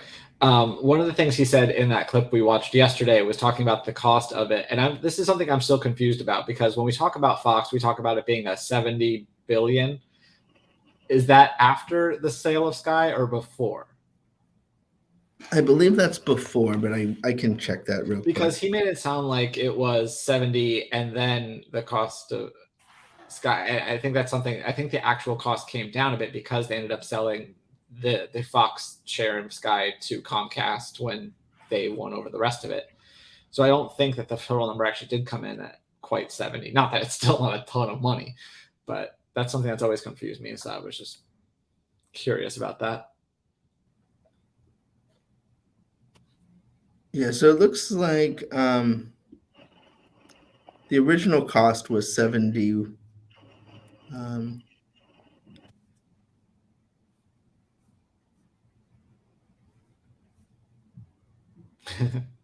sorry. Okay, so it's 71 billion, but it did not necessarily offset the divestitures that came out of it. So, they also sold the regional networks as well, Fox Sports regional networks. So, and a lot of this comes with how much do you value Hulu, and it's a hard answer. I will say, Comcast bought Sky and just did a write down of, so they spent 39 billion, and I'm trying to see what the write down was. Well, according to Mr. Peltz, it's valued at like 9 now, because that was one of his gripes with Disney, who didn't buy it. There's no way it's valued at 9 now. 30% of Hulu is more than $9 billion. Maybe the rest is negatively valued. That doesn't make any sense. Fine. No, I mean, so they dodged a bullet with Sky. I mean, not Comcast had to take a $9 billion write-off, but I don't see anyone saying that this was the worst acquisition ever. And I do see people saying, yeah, maybe it's not worth what they paid for it, but jury's still out. You see that a lot, because the true value in this is Hulu, the control of Hulu. And so, we'll know how much Disney is going. If Disney pays, let's say $45 billion for Hulu, for the other 30% of Hulu. Okay. So that means then now did everything else equal, 25 billion, including the divestitures? It's close. It might not be there, but it's not like all-time bad acquisitions. It's not, AOL Time Warner stuff here. No, not Mendoza, the bottom of the line. So, question, Nelson Peltz says he does not want to get rid of Bob Iger. Bob Iger is only there for the next 2 years, and the clock's ticking on that. So, are we sure? Could this be more? This is a nuanced point, though. I think that he has a deal for 2 years. It does not mean he has to be gone in 2 years. So maybe that's a part of it. He wants to make sure he's gone in 2 years. Right. And also, though, whether it's 2 years or whatever, Nelson's going to be around for a long time. Does he? Don't do that. Does he want to? How much of a seat at the table does a 0.5% shareholder have in terms of the succession plan versus someone who's actually a board member? Do they have to be on the board to really have a say in the next CEO? Yeah, I mean, they'll listen to you, but you don't get a vote. So, I mean, that in and of itself, not that that's in his thing that much, but that seems like a big enough reason to want to make sure you get on there as well. But there's no question Disney has failed succession planning. No one doubts that, right? Even Bob Iger, I mean, obviously he replaced the guy he picked. Mm-hmm. But do you want 2 years is not a lot of time. And, do you want a clock ticking where he has to be out in exactly 2 years? Or, What happens if it's 2 years and 3 months or 1 year and 8 months? Don't you think, especially given how rapidly things are moving, it's going to take time to set the table here? Yeah. And, he's complaining that this complaint that Disney became, that there was an executive chairman who then, oversaw it. That's not unusual. I don't know why this is, he's so upset about this. That you have a chairman of the board, whether it's Bob Iger or Susan Arnold or whatever, Nelson Peltz. So I don't know why that's suddenly, he didn't get to run the company exactly as he wants. Well, why aren't you going to are you going to let Bob Iger run the company exactly the way he wants? Then what's the point of any of this? The logic, the more I think about it, the more the logic doesn't make sense. Now I can see bringing him on the board because he's just one vote, and it's worth, even if you have a contrarian on the board, it's worth saving the money from a proxy fight. But, but I also worry about okay, so you buy some money and now you expect to be on does everyone get to be on the Disney board? I mean, where's the stop? Anyone with billions of dollars. Yeah, but that's not, you had Dan Loeb agree not to join the board to avoid that situation. So I think you do want, you got to walk the line with these boards where they're not a disruptive force, but they're also not just a bunch of yes men, right? And there's no question, especially, we just want to go back to when Susan Arnold extended the contract for 3 years. If she did not do that, if the board didn't do that, if she listened to the minority on the board who didn't want to do that, we would not be in this kind of position right now. And that's a failure. And that can't happen again because while I have faith in Iger, there's no assurances that he will do it. I just feel that we should be able, I'm a little upset at Iger. Tell us your plan here. And I know you got to talk to people and stuff, but, seriously, work through the weekend and get it done. I know he is super important for balance and stuff, but sometimes this could have I don't think he can't do it this weekend. He's going to Australia to get on that yacht again. Right. Yeah, exactly. That's the kind of thing that is a little frustrating where we are all waiting for, we when he did that Q&A with the cast and employees, it was pretty clear, he didn't really have a plan yet. Right. And I didn't expect him to. It was the weekend after, but I expect him to have a plan now. And, if we're just waiting for it to get polished or what have you, fair enough. But hurry up now. The clock is ticking, and we do not have a heck of a lot more time for, because we got to vote. I got to vote my shares. I'm not going to obviously make a dent on this battle, but we need to vote. And right now I have one side that's on CNBC that is advertising, that has a website explaining what they want to do, not in specifics, but that's still more than I'm getting from Disney. And the fact that we haven't heard from Disney, all the things you just talked about, the failures Bob Iger has, which I don't know why in his thing he didn't say more about, I realize Iger's new, but he needs to articulate his vision, and I'm surprised he hasn't. That wasn't in his presentation. But these are the things that make me, go from get out of here, of course, just give Iger a chance to maybe this is what Iger needs, a thorn in his side. Well, I also don't understand where they knew that this was a possibility. Nelson didn't hide the fact he was going to consider doing a proxy fight. They knew this was coming for months, basically before Bob joined the board. Why were they not better prepared to counteract this? Do they think he was going to go away? He doesn't come across like a guy who just gives up. And that's kind of meta, but that leads more credence to maybe he's needed. The fact that they're not countering that he's needed maybe illustrates why he's needed. There's no way they're going to let the 3-day weekend happen without addressing this, right? I don't know. I didn't think we let the end of yesterday go by without addressing it. I don't. Once again, proxies are, they're important documents. You can't just sort of rush them, but at the same time, you kind of have to rush it. And I just don't.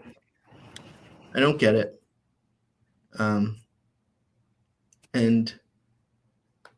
it's this usually the proxy comes as like a news dump because there's Bob Iger's compensation in it. You don't want to draw attention to it, but now you want it to be the opposite of a news dump. You want people to get your side of the story out there. And why are they not on CNBC interviewed for 30 minutes? And maybe they could pay for Zoom, and so it look like they're more prepared. That was like a big opportunity for them to capitalize on that, but Yeah, I mean, we don't. You look at what.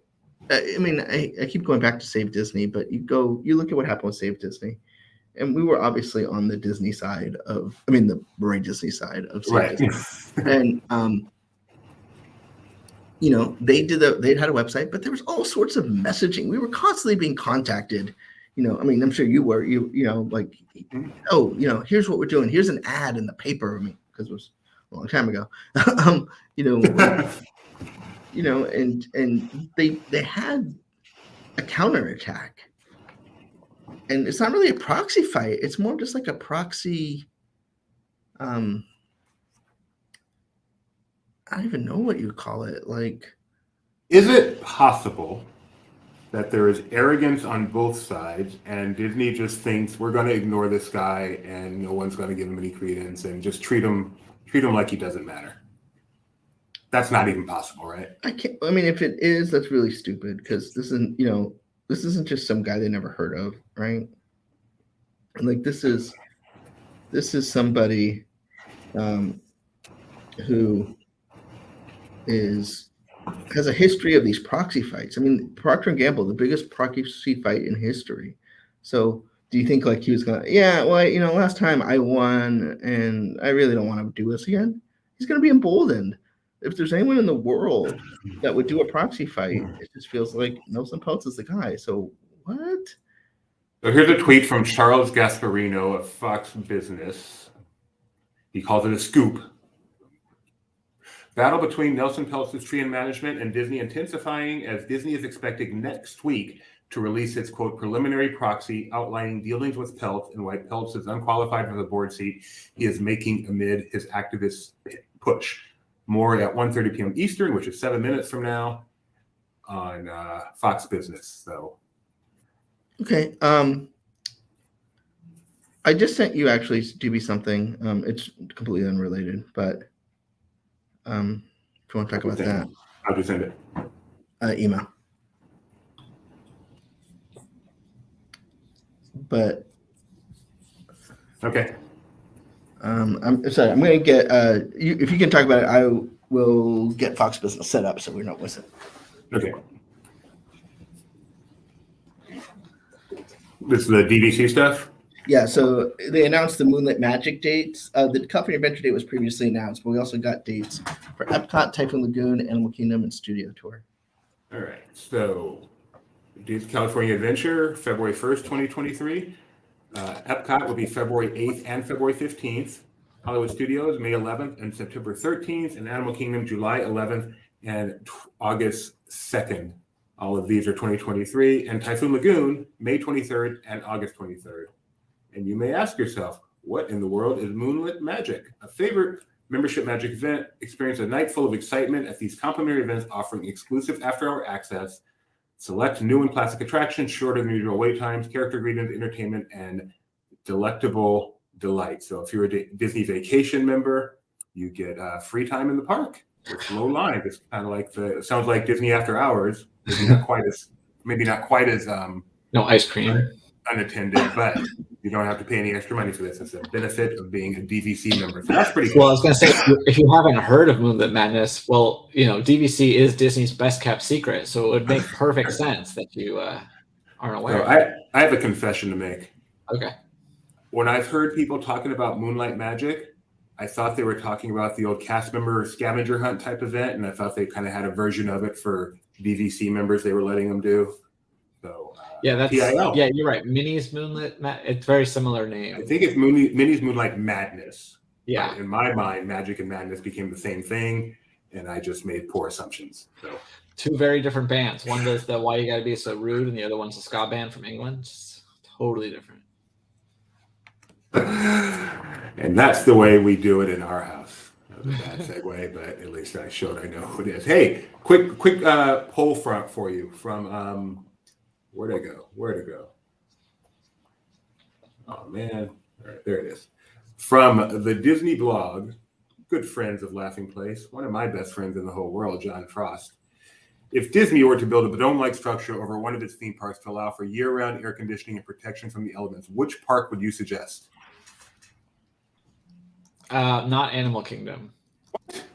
That's the most obvious one. Why not? Because the smell of the animals would be even worse when it's trapped inside of a dome, and the greenhouse gases of the literal gases of the animals. Not good. I think of that. Hello, Joseph. I think EPCOT, just for thematically, I think would be the best. I'm going to vote EPCOT on your behalf, and then we'll see how it's going so far. EPCOT is in the lead. 1/3. Yes. 1/3, a full 1/3. And Animal Kingdom is last. Also, per my.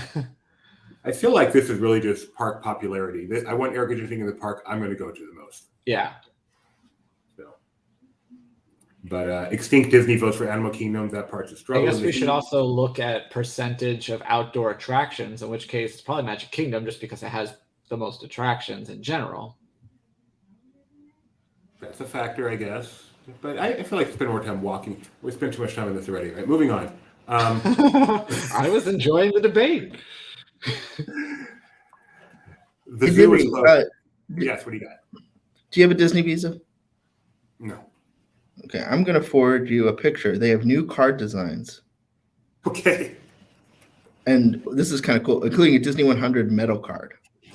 You know what? I was on the Chase site this morning looking for that to see if it had come out yet, and now you're telling me it came out right now. Like, what the heck? Because Yeah, this was previously announced this was going to be happening, but we didn't have any imagery for it yet. Oh, we do. Share that imagery for you in just one moment. I imagine it looks like a platinum card, but not platinum.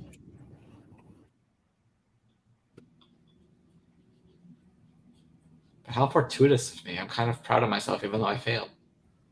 You should be proud of yourself. Thank you. I was actually trying to look up something else about a different card, but I came across the Disney one and said, oh, yeah. There we go.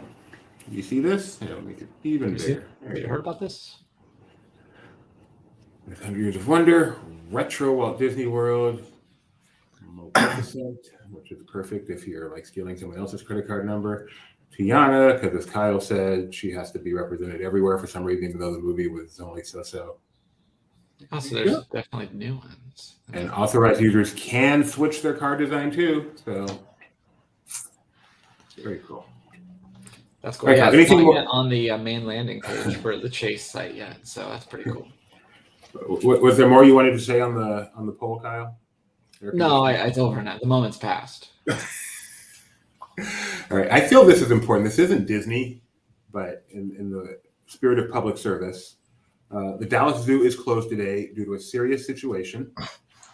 An ongoing situation at the zoo right now, a code blue, a non-dangerous animal that is out of its habitat. One of our clouded leopards was not in its habitat when the team arrived this morning and is unaccounted for at this time. Dallas PD is on site assisting with the search efforts. The zoo is closed today as our teams work to find and recover the animal. Given the nature of these animals, we believe the animal is still on the grounds and hiding. We will share updates and more information as soon as we can. Our focus right now is on locating the animal. Now, I will stress two things that I found interesting. One, clouded leopard. Two, non-dangerous. PIL. There is a such thing as a non-dangerous leopard. But well, what's weird? Is this so serious that I shouldn't make a joke about it? I don't think I gave this a lot of reverence. Okay. Well, it was kind of weird because people showed up to the zoo and the moose out front should have told them, like, wait a minute, are we missing a moose too? And now that I see the clouded leopard, he's quite adorable. And are you going to share the clouded leopard? Oh my gosh. Yeah. So I love it. But man, does he blend in? He could be hard to find. Can you imagine being there, being like, I know he's here somewhere. Where is it? And you know, like they're gonna stop looking, and then like they'll find him. It's gonna. In related news, the Cowboys assigned the escaped leopard to their practice squad. Yeah, because he's smart enough to escape, unlike all the Bengals that are still sitting there. Boom. Yeah, well, this one's not going to spike the ball when the game is over. A T-bone. Also, good news. This tweet from Disney branded TV PR. Disney Junior has been the #1 dedicated preschool network for a record 10 consecutive years, and is now the #1 network on all of cable for kids aged 2 to 5. Congratulations, Disney Stiff Junior. competition there. What is the competition for ages 2 to 5? Is Noggin still a thing? Well, because I don't know if there's like a dedicated channel because everything else flips, right? There's a Nick Jr. channel. There is a Nick But it's Jr.? dedicated Nick Jr. because it used to just be part of Nickelodeon. Well, same thing with Disney Junior, but Disney Junior doesn't have its own 24-hour channel? it does. Or And that's why it's the #1 most dedicated It says dedicated. no, there's I think there's a Nick Jr. Sure, like, it's not just on dedicated Pluto channel. TV. But Remember Face? Yeah, I think Nick Jr. is its own channel. So take that, Nick Jr. I mean, Nick is some stiff competition, so that's actually something to be proud of. Well, actually, I guess is Paw Patrol on Nick Jr.? What is that? There's not like an ESPN Junior. Building the sports fans of tomorrow. Well, you know that they air they air football games once a year on Nickelodeon. They do, and that's a big deal. That's like a huge deal, that game with the splat. And apparently, I didn't see it, but it was all over TikTok. The one guy threw like a terrible interception. I think it was Zach it Wilson, was Russell actually. Wilson. Russell Wilson, not Zach Wilson. I confuse them all the time. And the guy took a shot. Yeah, Patrick Starr. well, he's voiced by that guy from Coach. You know, like he's like the football player. So he actually like knows football. He played football in college. Which guy? The guy who Bill plays Patrick Starr. I don't know how to pronounce his name, but you know, he was like the big jock guy on Coach. Oh, I didn't know that. Here, I haven't seen this. I've just read about it so many times, so I want to see it. And so what's up? Oh, there's Russ Wilson. That's called an interception. That's Bobby Wagner. That's not what he wanted to cook. No, I think he burnt whatever he was cooking. Bobby Wagner with the interception and the SoCal kid back home. Patrick, how exciting is that? Bobby Wagner coming to town and doing that with his old teammate. Yeah, check out this play. Russell dime off the middle of the field, and that's his old teammate Bobby Wagner, who said he wanted to get a little payback. You know how many times Bobby has faced him at practice and couldn't hit him? And they probably talked a lot of trash. And Bobby said, I'm going to get you when we play you. And he sure did right there. And here's the thing. We want Russ to cook, but we forget that Bobby Wagner was a sous chef in the kitchen. So he knows what Russ is thinking. And now Baker gets to bake some cookies or pie, baby. Yeah, that's what he's going to bake. He's going right back to Baker. That was Can you awesome. imagine if ESPN had a family brand that they could do something like that with? They can't. That Nick has an edge that so far didn't he? What are you gonna throw pixie dust when they celebrate a touchdown? Like, I happen to know that Russell Wilson's out there watching us right now, trying to get away from a bad season. I'm sorry that happened to come up, Russell. My apologies. That's not what Russ wanted to cook. yes, losing that badly to the worst defending Super Bowl champions of all time. Are they? I think they probably have to be. I haven't looked at any other stats, but I mean, especially like, I guess you could say, oh, if the team completely blew up their team the next year, then they probably were worse. Yeah, like maybe when Elway retired after one.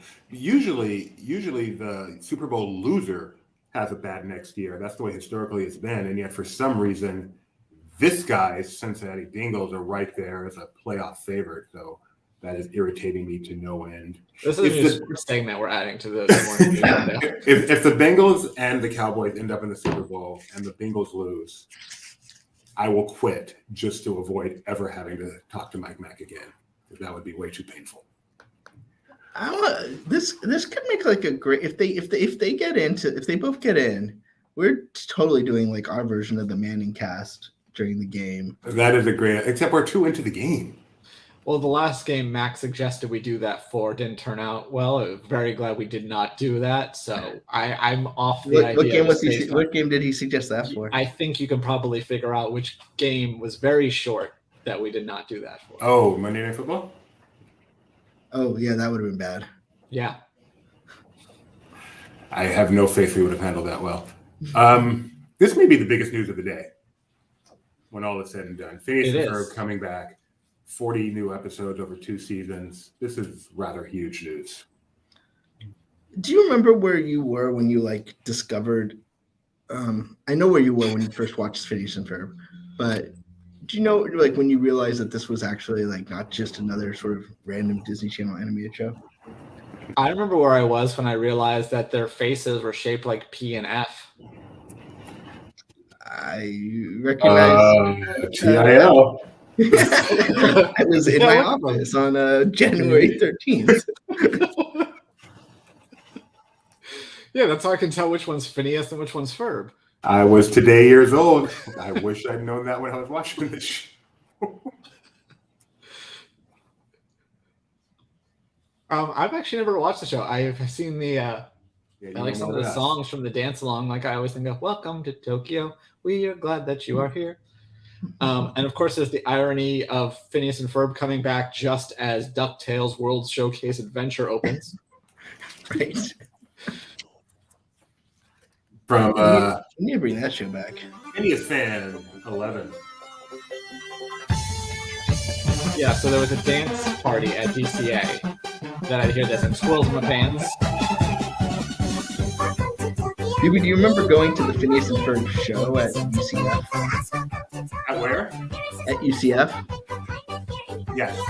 Now that you mentioned it. What I always think about when I think Phineas and Ferb, and especially the creators, is they had an event at Mickey's Backyard Barbecue, a media event, and they were based on Phineas and Ferb, and they were there, and Gideon got to meet them, get a drawing from them.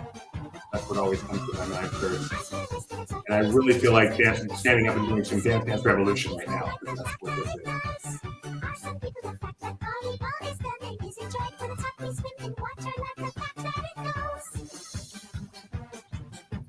Anyway. I know, Jeremiah just messaged me that he really wants to talk about Phineas and Ferb, so he just really needs to click the link I sent him. So yeah, just get yourself on. Oh, Doobie. Yes. Do you know what today is? I mean, it's January 13th, Friday the 13th. Do you know who's having a birthday? One of your best friends. I did my This Day in History, and I see tons of birthdays today, but none of them are my best friends. Grew up with him. Inspired him to become the man he is today. Jason Bateman? Jason Bateman's 54 years old. Jason Bateman's birthday? Dang it, I knew that. I forgot to send him a card. Jason, forgive me. I'll send him a text and apologize. Maybe I'll send him like a Blue Mountain, one of those e-cards. So, happy birthday, Jason, 54. He was behind me in school. Why is he older than me? Oh, yeah, I'm a genius. I forgot. Yeah, and look how that worked out for both of you. He did so well in school, he decided to stop. True, very true. Or Doobie. He has one of the top podcasts. He has a Netflix show that is very popular. And I loved Ozark. It was a joy to watch him in Ozark. All right. Well, speaking of birthdays, let's get some birthdays up here. That show is Ozarks is all about the Ozark Mountains. So naturally, they filmed it in Carolina. Orlando Bloom, 1977. That would make him 6 years younger than me. Next year, 46 years old. Happy birthday, Orlando Bloom. Not Broom. Also celebrating a birthday today. A little bit older than Orlando Bloom, but no less handsome, is Patrick Dempsey, born in 1966. Now, he's McDreamy, right? There's McDreamy and McSteamy, and which one's which? I believe he is McDreamy. You are correct. I like how Benji dropped out of that conversation quick. And I should not have known that. And also, I will not show her Disney credit because that is not what she's most known for. But she is known as the voice of Princess Dot, born on 1961, turning 62 today, the Veep herself. Julia Louis-Dreyfus. Happy birthday, one and all. Thank you for making MCU your life star better. Julia Louis-Dreyfus. Isn't that a spoiler? It's been like 2 years now. What is it? Is there a statute on MCU spoiler? Like if someone says, "Oh, I'm going to watch Iron Man 2 for the first time," can you tell them that Nick Fury is going to be making an appearance at the end? I think so. Do we need to take a poll on our Twitter to see how old people were when they learned that Phineas and Ferb's heads were shaped like P and F? Yes, we do. Today, when the show first debuted, I know, or like during its run. I think we should, because the fact that both Ben and I didn't realize that until today. I'm shocked that Ben didn't. Like Although, I understand. Oh, wait a second. To be honest, to be perfectly honest, I'm old. I forget things. I would not be surprised if I learned that many times over. Yeah. But any suggestions for tomorrow's Disney Trivia Live? January 14th. Maybe a bad luck edition, the day after Friday the 13th.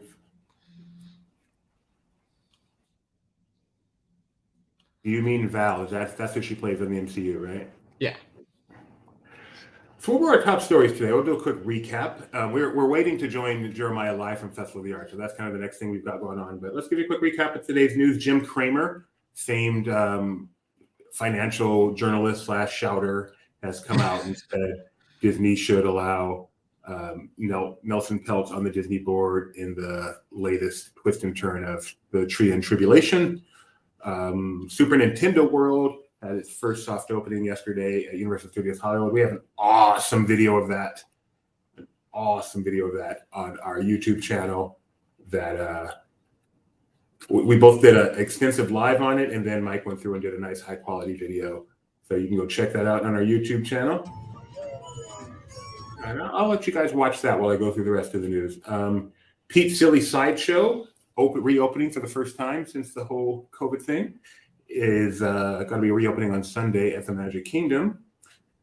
John Cameron and John Landau got their handprints in front of the Chinese Theater in Hollywood, the real one, not the one at Disney's Hollywood Studios. Paris Magic Over Disney projection show is going to be coming to Disneyland Paris this month. And Elsa Hong Kong looks pretty cool. The Elsa Hong Kong. It's a good show. It's like Eli Stone or Will Trent. Elsa Hong Kong. Have you watched Will Trent? Yeah. You like it? Big fan? It's pretty good. Pretty good. From what I've My seen, wife says episodes I have watched. Rebecca's a big fan. I like it. I mean, I totally like it, but Rebecca's really into it. Zach Morris is on it. So what do you want? Is that that's from Saved by the Bell? Mm-hmm. Yeah. She recognized him right away. I'm like, I don't think that's him, but she was right. I was too. Like the first scene is very quick with him. I was like, was that Mark Paul Gosselaar? It was. And last night we paid attention to Laughing Place. I probably already known he was on the show. There is no way that did not pass your eyes, given your position here, and yet. Last night we watched the latest episode of Abbott Elementary and Happily Ever After. Is that what it's called? That's not what it's called. Is that what it's called? Happily Ever After? The other ABC comedy. Home Economics? Thank you. Goodness. Wow, not even slightly close. I need sticky notes around. There's certain things I can't keep in my mind. I need Nelson Peltz over here, Tria and Restore the Magic. What's it called again? The TV show. The TV show. Home Economics? Home Economics right here. It drives me crazy. Did you like those two? We watched those. Becca says that the ABC Wednesday lineup is in order of her, goes from least favorite to favorite currently. Tell me what it is. Because I watch Goldberg's, Abbott, and then Home Economics. Home Economics is still her number one, but she says Abbott is catching up. So I have no idea when these come on. They could be on 3 different dates for all I know, because we just record everything and watch when we feel like it. It's kind of a trend. But I don't watch Connors. I haven't watched Goldberg in years. I say, but I agree with her. Abbott is not quite as good as Home economics. We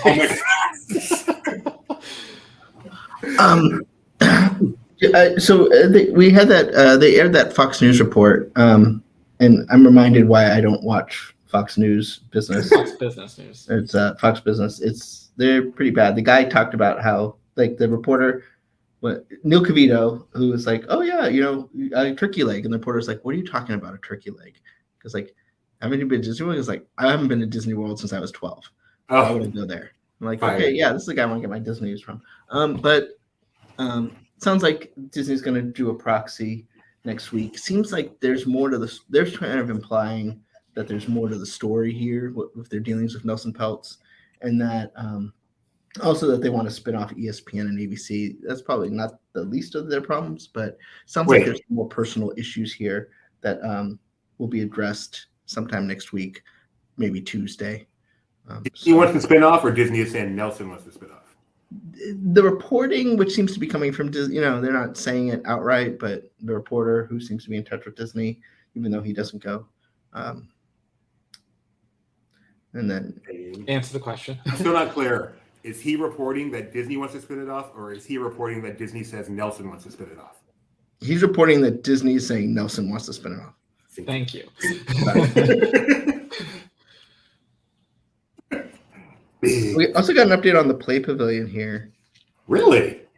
Well, not much of an update. Saying the name out loud is an update. So it got removed from the park map. Oh. And so I reached out to Disney to see if there's an update on it, if it's like officially canceled, so we can, say that. I thought that development happened before I say anything. Why don't I look it up? But they're going to be getting back to me later today. So our news is we don't have news. Correct. But there might be news. This is why I should read the whole email before I start. Okay, I guess that is If it's from @disney.com to you specifically, that's a really good suggestion. And this information is under.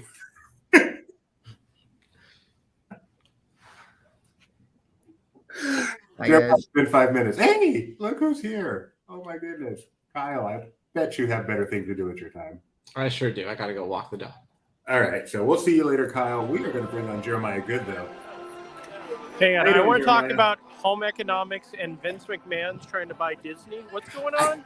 I can't believe I didn't mention WWE at any point during this. I know we talked about it yesterday, but it's still a big enough story. Anyway, Jeremiah, what do you think of the Phineas and Ferb news? I am so excited. You have no idea. So today has been a little bit of a whirlwind. I've already walked this entire park and ran home to get my stuff and came back because I was not the Cub Scout, Boy Scout that I should have been and been prepared. I wasn't expecting to stay that long earlier. But as I'm trying to communicate with Luke, who's on our news desk, and he's like, "Oh yeah, there's lots of news coming out." I'm like, "Oh, okay, yeah, whatever." And he goes, "Phineas and Ferb." I'm like, "What? New?" And I just didn't stop. I'm like, "Hang on, I need to know what's going on." And I appreciate that just like with Benji's news, there was no real news other than, yes, there will be new episodes. I think that in and of itself is news. 40 new episodes, I think they said, over 2 seasons. That's pretty huge news. That is massive. That is, and if they're dedicating 2 seasons, odds are high they're going to be picking up for a third.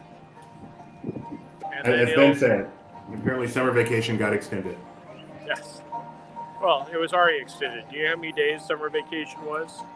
100 and... Jeremiah Good is at the EPCOT International Festival of the Arts right now, presented by AT&T. Choose wisely. Funny that it's presented by AT&T, and then we have that behind us that used to be presented by AT&T, and then it wasn't. And let's see.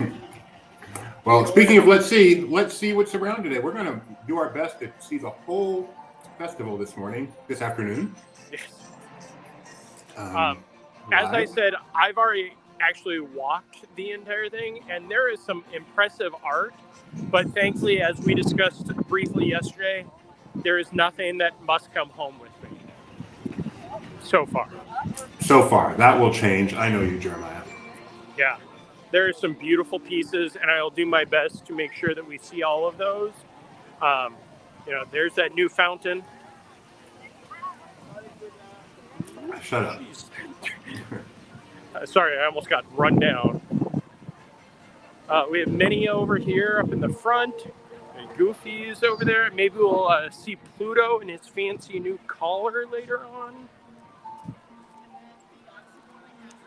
But we're actually walking this way because there's been a bit of a change. Oh, and while we're walking this way, we could also say hi to some of our friends. Not the person that's staring at us. Look. Oh, look what he got. Hello there, Mr. Jeremiah. How are you, sir? I'm doing well. Doobie says hello. Oh, hey, Doobie. There's Denise. Hi, Denise. Nice to see Who you. else is on the line? That's it. Look at Jeff. Forget that. I'm happy Jeff to be rocking here. that Disney Wish cap. You want to see the popcorn? Yeah, the rainbow popcorn. Not only is he rocking the Disney Wish, he's rocking the 100 jacket, which is beautiful. I got it for Christmas from... Very nice. There's the... Oh, it's sealed this year. It's not like last year. Was it not sealed fully? No, last year it was just bags that they made. They ran out of the popcorn early. So, okay, I'll let you guys go. I'll see you later on. Thanks, guys. Thanks, Jeff. That's Jeff Lang and Denise of Mouse Steps and Jeff Lang Media. Yes. JLW Media. Longtime friends of me and Laughing Place, but me. Yes. Made a ground derby with him one time. Speaking of your longtime friends, I did talk to Dave earlier. Dave? I always mess up his last name, so I don't say it anymore. Oh, Evandino. Yes. Evandino. That was actually why I was here. My roommate was purchasing the Jungle Cruise piece that he created. And while I was talking to him, not only was it a quick, brief talk, but the rain and wind also kicked up to the point where the umbrella that was covering him almost blew off. Oh, wow. Yeah, it has been quite a day so far. It went from overcast and rainy to, sun's out, warm, back to overcast, rainy, and windy. Right now, it's just a beautiful time. The clouds, we can just sit on the clouds. We don't need to see anything at a theme park. I mean, the Florida sky is one of the highlights of going to Disney World. So, no skywriting now. So in the past, especially since the construction wall has been here, this has been where they've been doing the paint by the numbers. And when I was walking it earlier, that was one of those times where all of a sudden I look over and I was like, wait, the paint by numbers is in a different location. What is going on? They're messing up my groove, man. So this is usually where the paint by numbers is. Mm-hmm. But they are doing it. Yes. I can almost guarantee that by the time we get around to where they are doing it, it may already be complete, or the first one may be complete. Nice construction view. Not Festival of the Arts, but pretty cool. What is this? Yeah. Well, that's the... why is it every time you ask me that is when I blank on it? Home economics. Yes, home economics. Question for you, Jeremiah, while you think about that. Did you know that Phineas and Ferb, one's head is shaped like a P and the other shaped like an F? Yes. Neither Benji or I knew that when Kyle said it. Yeah, there's also, if you look at Phineas's head and his mom's head and Doofenshmirtz's head, they all kind of look alike. You think they're all related? We don't know. We've never met Phineas's dad or never heard what happened with Phineas's dad. So, because Phineas's mom married Ferb's dad. That's why. I wonder if that'll be explored. That could be. That's the dark side of Phineas and Ferb, the origins. Right. We're going to go back to Festival of the Arts. So Oh, that's imagination in front of us. That's where you find Figment. I believe that's the only place you can find Figment in EPCOT today. Is that correct? No. Well, this is the only place that you can see Figment doing anything. The Figment Imagination Station at the Odyssey is what we were exploring yesterday. Quick note for anybody that is planning to come to the Festival of the Arts: the park may open at 10 or 9, depending on which time, what day of the week and what the hours are. But the art booths and the imagination station and some of the other things actually don't kick off until 11 a.m. Great. No, just like the old days where World Showcase used to open up 2 hours after the rest of the park. Yeah. I was here like 10:30 and walked over towards the Figment Imagination Station, and there was a large crowd outside, mostly, as you can guess, for the Figment popcorn buckets. Are they still available, do you know? I have not checked on the app. Last time I saw, which was about an hour ago, is 8 p.m. was the pickup time. Oh. So if you go on the app and choose the mobile order, you can see if there is any available for the day. But it has been very smooth. When I walked through there was no line at all. Like, anybody that had a return time was walking right in and picking it up.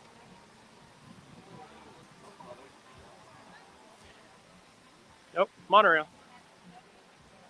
No, the Disney is. Okay, no, that's Disney World 50th. Do you think they'll do a Disney 100 monorail? I hope so. So we're not going to walk down this way, but that is where they did the paint by numbers this year. Okay. As you can see, there is a line. Actually, we will walk down this way. I was going to come over here to the Drawing on Inspiration, which this year actually showcases pieces of art that are available for purchase, where last year it was concept art or different art for extinct attractions for EPCOT, more for EPCOT's anniversary that was approaching. Now it is art that you can purchase that is through the Disney art, the Wonderground Gallery. So we will walk this way and we'll take a look at the mural.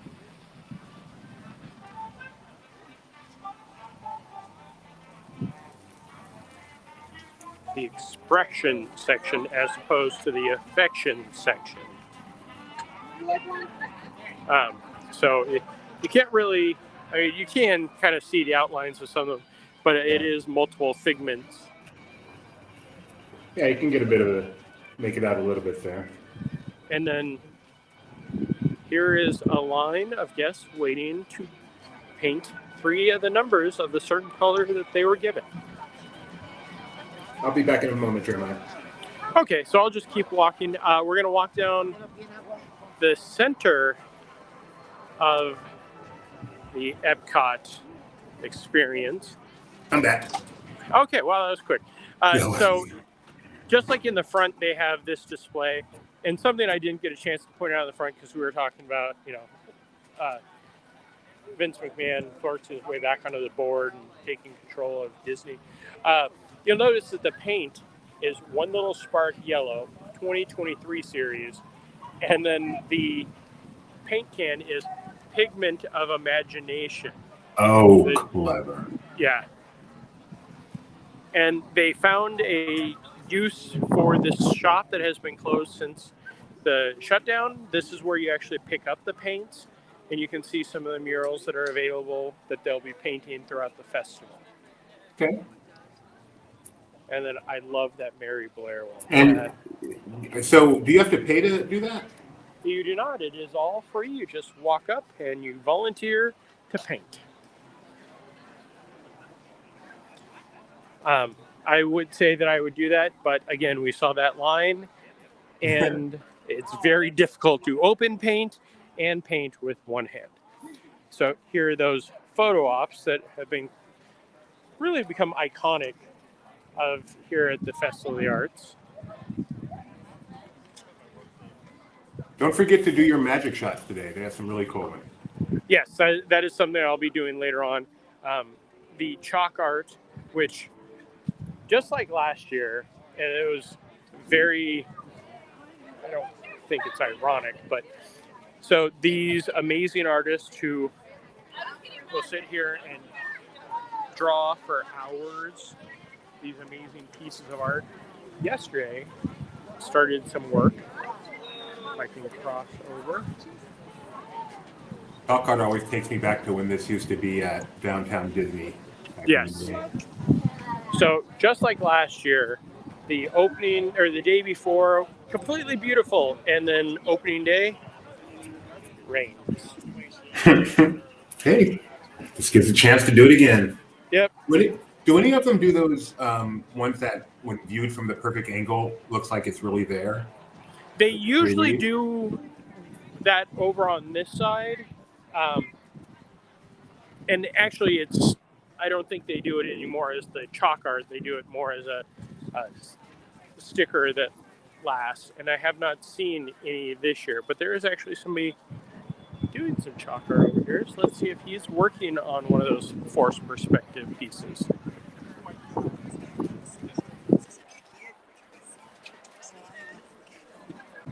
Might be a little early to tell.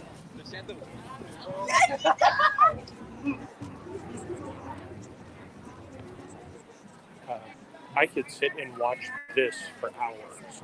But yeah, Right, that's so one of those forced perspective, and it is Raya in The Last Dragon.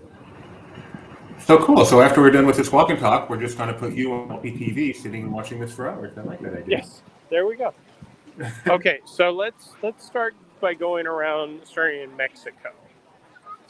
But again, another beautiful display. The presented by AT&T is very prominent this year.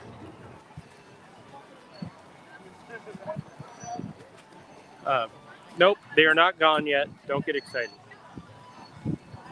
I know, we're on Barge Watch 23.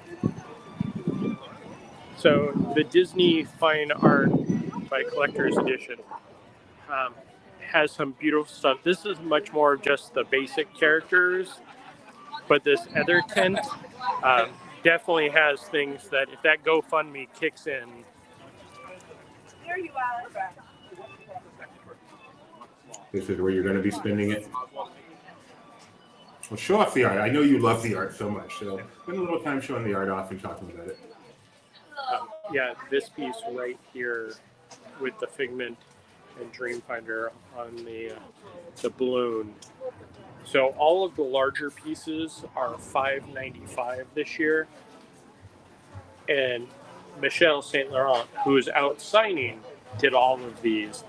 So a lot of these have larger and smaller pieces. Thankfully, they only have the large piece of this. So that would have been my come home with me piece. But they do have the Roger and Jessica.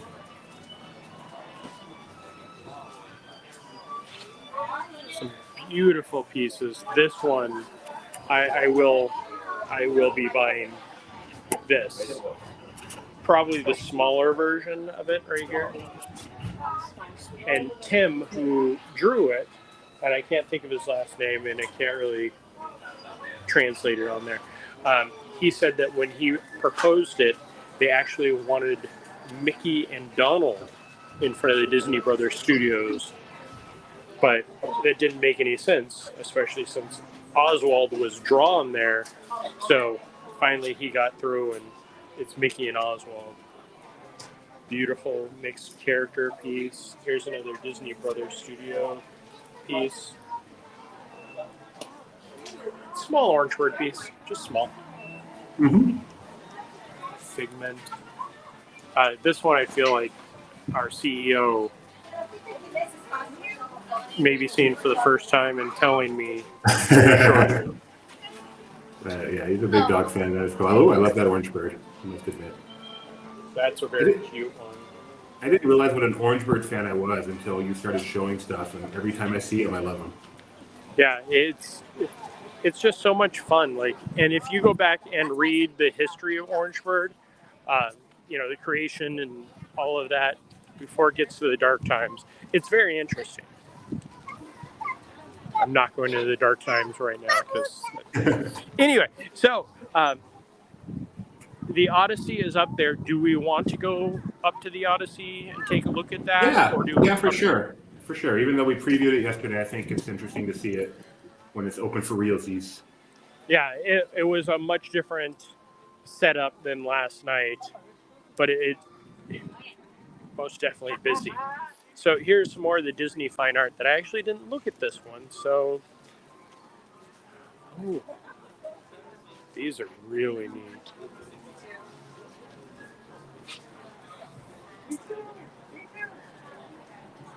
Like that organist. The sconce. You really can't see. Hang on, let me. So these are all different shapes. It's not just a painting. Well, it's a painting, but it's different shapes. Because when you look at it through the lens, that just looks like a, Davy Jones. But when you go up a little bit closer, you can see it's almost like shattered art.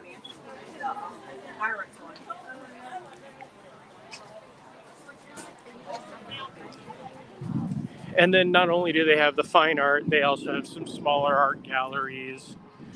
This one, the Crystal Dombrowski, is much more of the on something like on pieces of glass, the animals. Okay. And now we're going to walk up to Figment Central.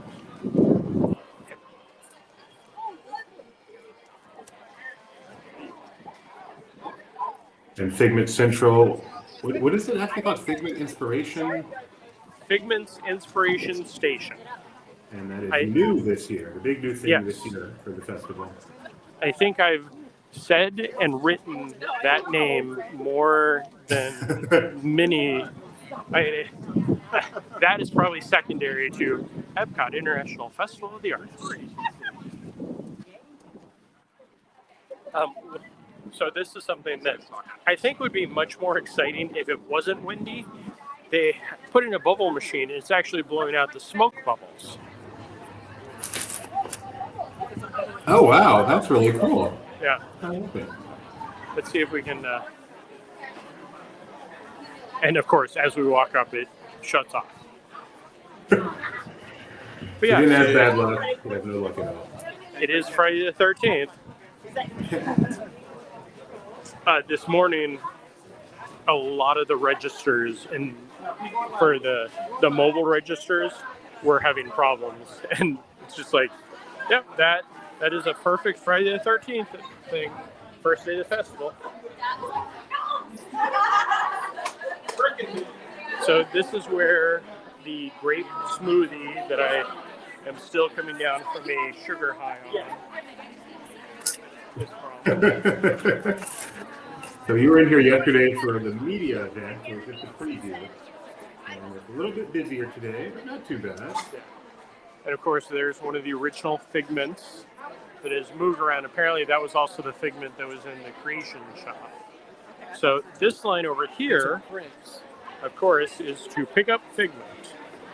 And the only way to get one of the figment popcorn buckets is mobile order, and it's a limit of 2 per My Disney Experience login, which is 2 per person, essentially.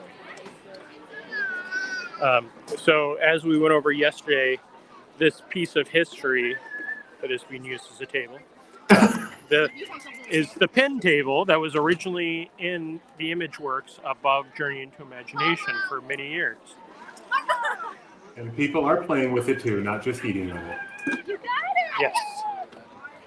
And then they have a secondary one over here that people are just eating on. The lights in here are very dim. It got to the point where I couldn't see earlier when we were walking through.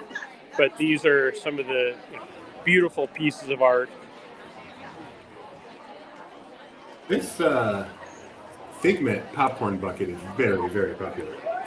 Yes, and I think, well, last year, the fabled 7-hour wait for it when it first launched, and then they sold out in the first 2 days, and there was no thought of it being returned. And then they did get a restock, and that was the first time that they used the mobile order for it. And I walked up, mobile ordered, and was in and out with my popcorn bucket in minutes. Right. So, of course, there's the Jungle Cruise and the Spider-Man. I did contact Mac to see if he needed me to get the Spider-Man for him, and he said no. Okay. That was kind of him. And, of course, some of the beautiful art from different artists. The balloon up there, the Dreamcatcher, is actually the original animation that used to be in the queue for Journey into Imagination. So when you'd be waiting to go on the original ride, for those of you that came once that had to wait, because most of the time there was never a wait, that was projected on the wall.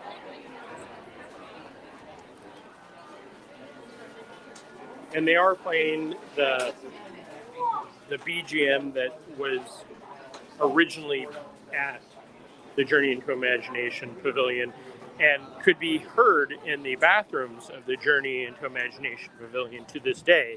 But they also brought it over here to play for guests if you could hear it. Oh, here we go. Now it's going.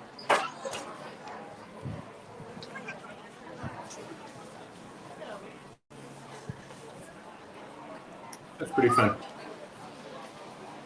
Yeah, I think if it wasn't as windy, it would be definitely one of those spots where all the kids are trying to pop the bubbles. And by kids, I mean me.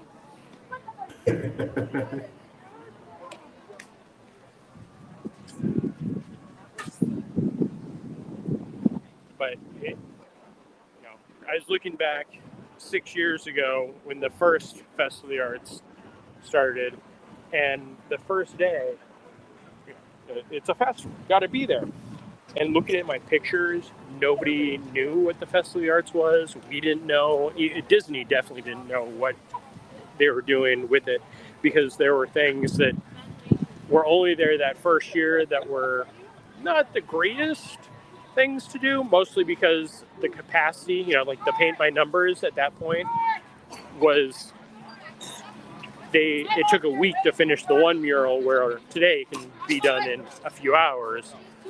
So they didn't think that was going to go over that well. But the park was empty. Nobody understood it. Nobody made a special trip.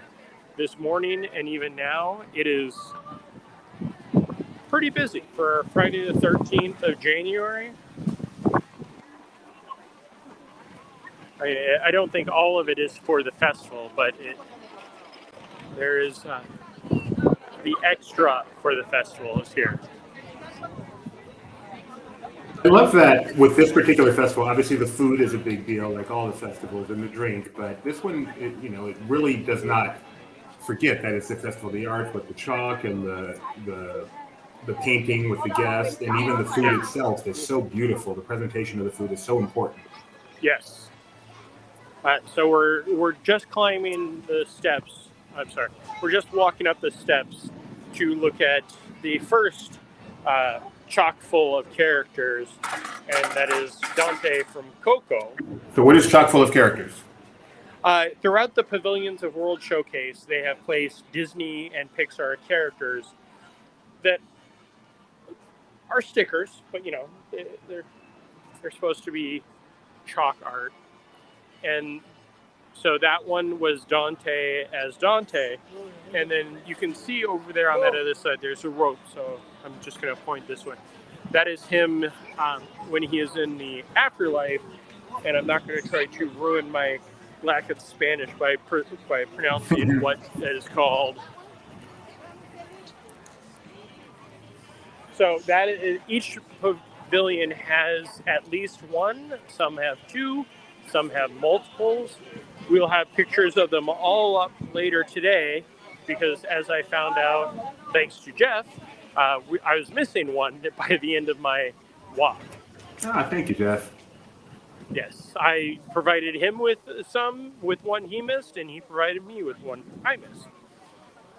So here we have Donald meeting, and one of the things that they add to all the character spots is the artwork of the character, and that one is drawn by Donald.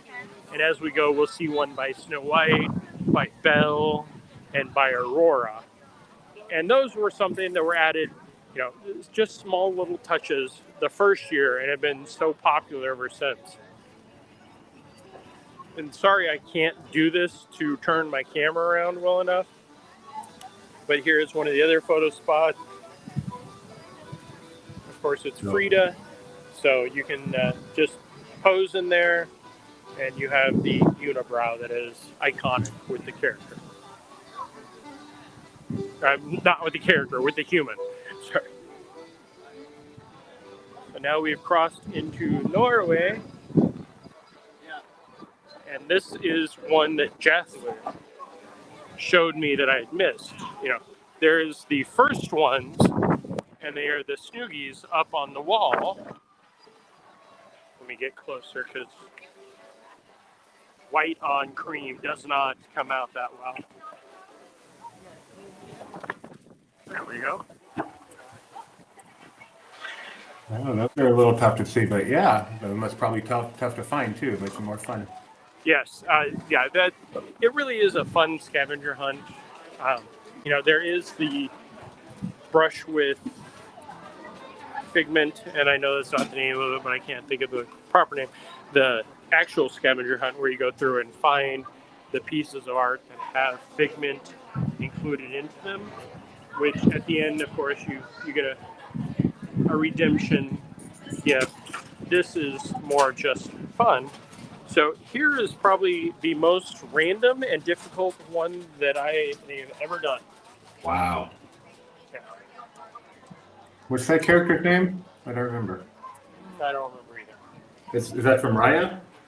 No, that's Frozen 2, Electric Boogaloo. Oh, yeah. I want to say it's Bernie, but it's not Bernie. It's the fire lizard.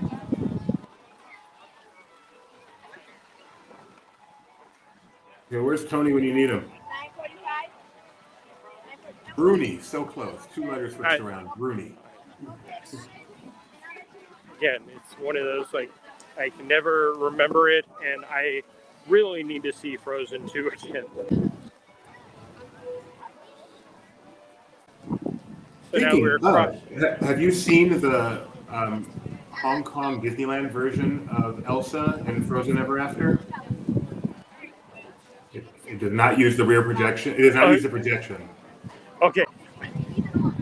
It took me a second to register when you said Frozen Ever After. I was like, wait, which show is that? No, I have not. Do we have a photo of that? We have a tweet from someone in Hong Kong a video that we've been looking at this morning. So check that out at some point today. We've showed it a couple of times. I'm not gonna interrupt your tour with it. So here's China. I'm not going to go into the deep back where one of the characters is, but I will show you where another character.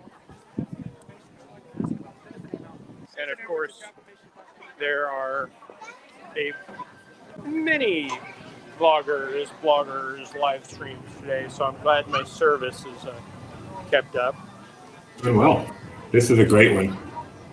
So Mushu and Cricky here, they were actually one of the original chock full of art characters. They used to be up on the walkway on the seating area up here. And I can remember, I believe it was the second year that they added these, and just kind of walking and seeing that. And there was nothing in the event guide or anything about these characters. So it truly was, you discovered as you went. And speaking of the event guide. Before you show that, let me answer a question really quick. Juan says, is there going to be any more Disney news later? I'm unsure what event this is. So we are at the EPCOT Festival of the Arts, which opened just today at EPCOT, and we're taking a full tour of it. We did a ton of Disney news this morning, and we'll do a full recap once we're done with Jeremiah's tour, as well as if anything breaks between now and then, we'll obviously cover that. So you can stay here. You can also stay tuned at Laughing Place TV, laughingplace.com/TV, where we broadcast 24 hours a day and always break in whenever there's anything news related to cover. All right. Which seems to be nonstop over these past few days. Nonstop. That's absolutely right. So the Festival Passport normally the passport just kind of gives you the information. This one, they definitely stepped up their game. There's some interactive, or not interactive, but there's some activities for the kids. And this is something I have not seen anybody else pick up on. So the festival, I'm trying to find a place where I can just pull over because, again, doing this one-handed challenge.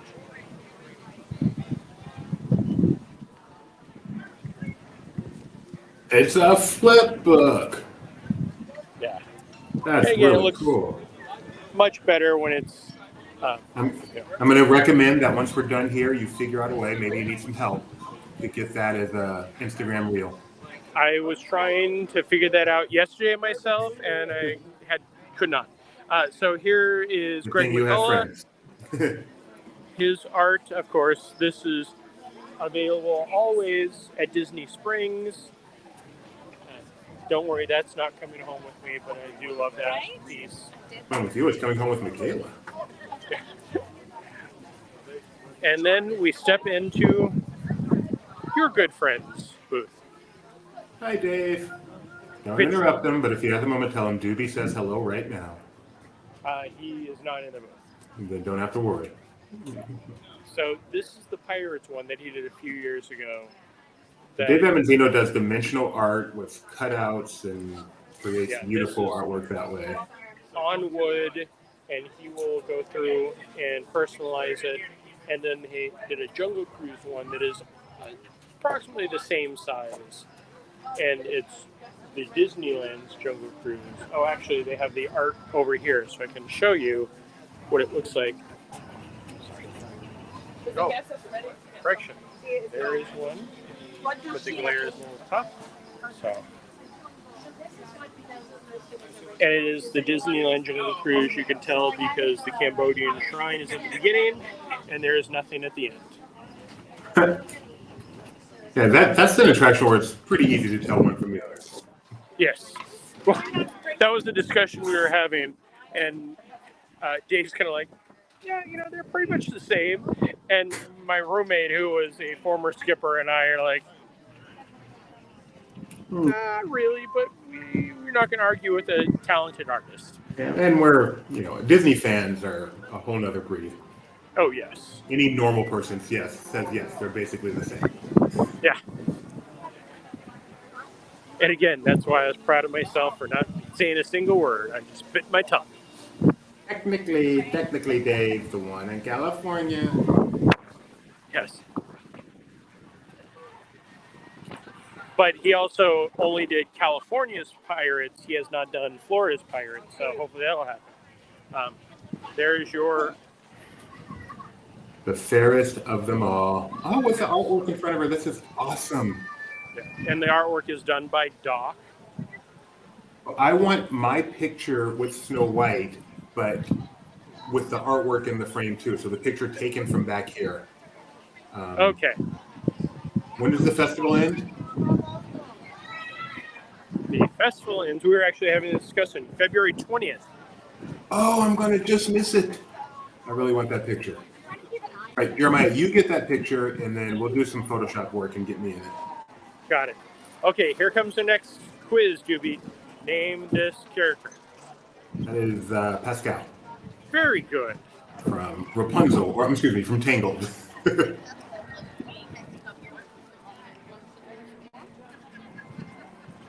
That's a fun game because those are really nice. I'm almost sad they take them down after the festival.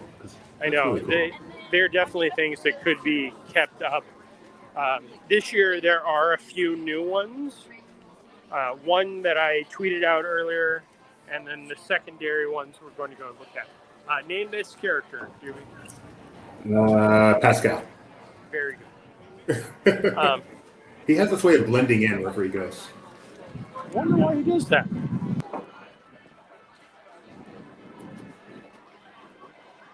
Yeah, as you can see, the people starting to huddle and buy the mustard yellow sweatshirts.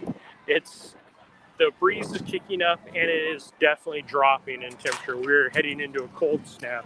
I have jeans on right now. I know that could shock you. Oh, Doobie. Name that character. pretty sure that one is Pascal. Very It good. could be Cobalt. You are 3 for 3. Oh, I'm right. Yay. So here we have the Thomas Kincaid Studios, which is always a popular spot. I can't even get in there. There's so many people gathered around. And then I believe they have the artist himself signing. Yes. Dirk Wunderlich is their signing. Popular. And he has become the we should check. Are the little people celebrating?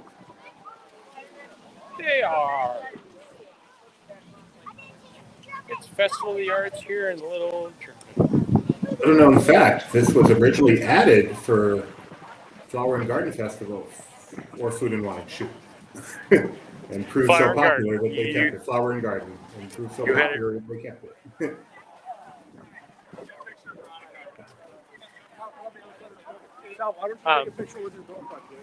Yeah, so I will say that as soon as I am off of this live stream, I will be going and getting grilled cheese and tomato soup. Do they have there any place where you can see the very cool gift card for the festival? Dining gift card? The next time I do it, I just want to point out this guy over there wearing the cool Roosevelt shirt. Like he is very cool. Look at that food he's got. He didn't hear me. That is actually Dustin, good friend of mine. Excuse me. So good he ignored you. Well, there's about 3 people in between me and him, and he's working on his phone. He works for Roosevelt's. Oh, hey, have a word with him. And I'm on the air several hours a day now. I will pass that along, my friend. Here's the secondary Thomas Kincaid studio with. Oh wow. Yes, Mike. There you go.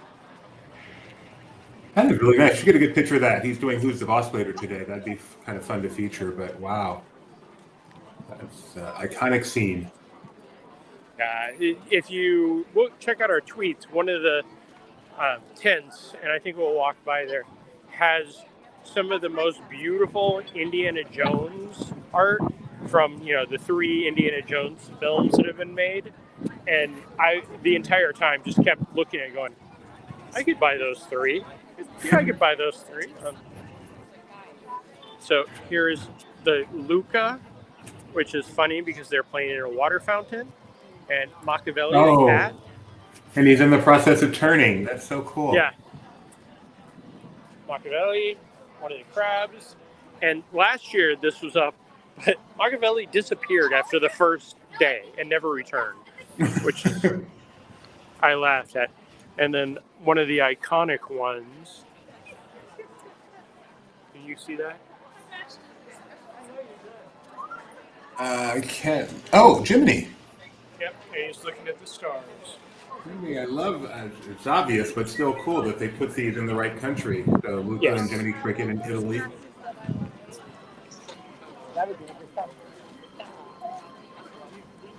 Tokyo had a live-action version, Disney Plus last year. Did you see that? Did you like that? Yes. No, I did not see it. Yes, I liked what I saw. I know people have been concerned about it. I need to see that Pinocchio and the new Pinocchio that is an award winner, but is not animated because I don't remember what Guillermo del Toro said about that. So, sure sign that the world has returned to normal. The characters are randomly out. We have Big Al and Tigger and Mickey on the right. I thought we were at Epcot. We are. Why is Big Al here? Because this is where the characters come to learn how to interact with guests. So they have the penguin. I don't know this character. What's this character's name, Doobie? I believe that is Gideon. Ah. Named after my son. And then down here we have Mickey and Minnie. and of course Tigger and Big Al. And these characters, in 2020 BC, the characters used to do this all the time. They'd be training here and over by Canada and the World Showplace Pavilion. This really is where characters are starting to get used to meeting guests come to train for that? Yes. That's cool. Yeah. I've been out here and seen, Anastasia and Drizella, the Wicked Stepmother, any and every character shows up sooner or later at EPCOT. That is really cool. I have no idea. Regal Eagle Smokehouse. I'm sorry, the Regal Beagle Smokehouse. Okay, Chrissy. Do they still have the Sam Eagle Sipper for sale? I do not see anybody coming out with it, but I feel like the Sam Eagle Sipper and the Figment popcorn bucket are a perfect duo. And then, of course, we have another photo op of George Washington crossing the Delaware.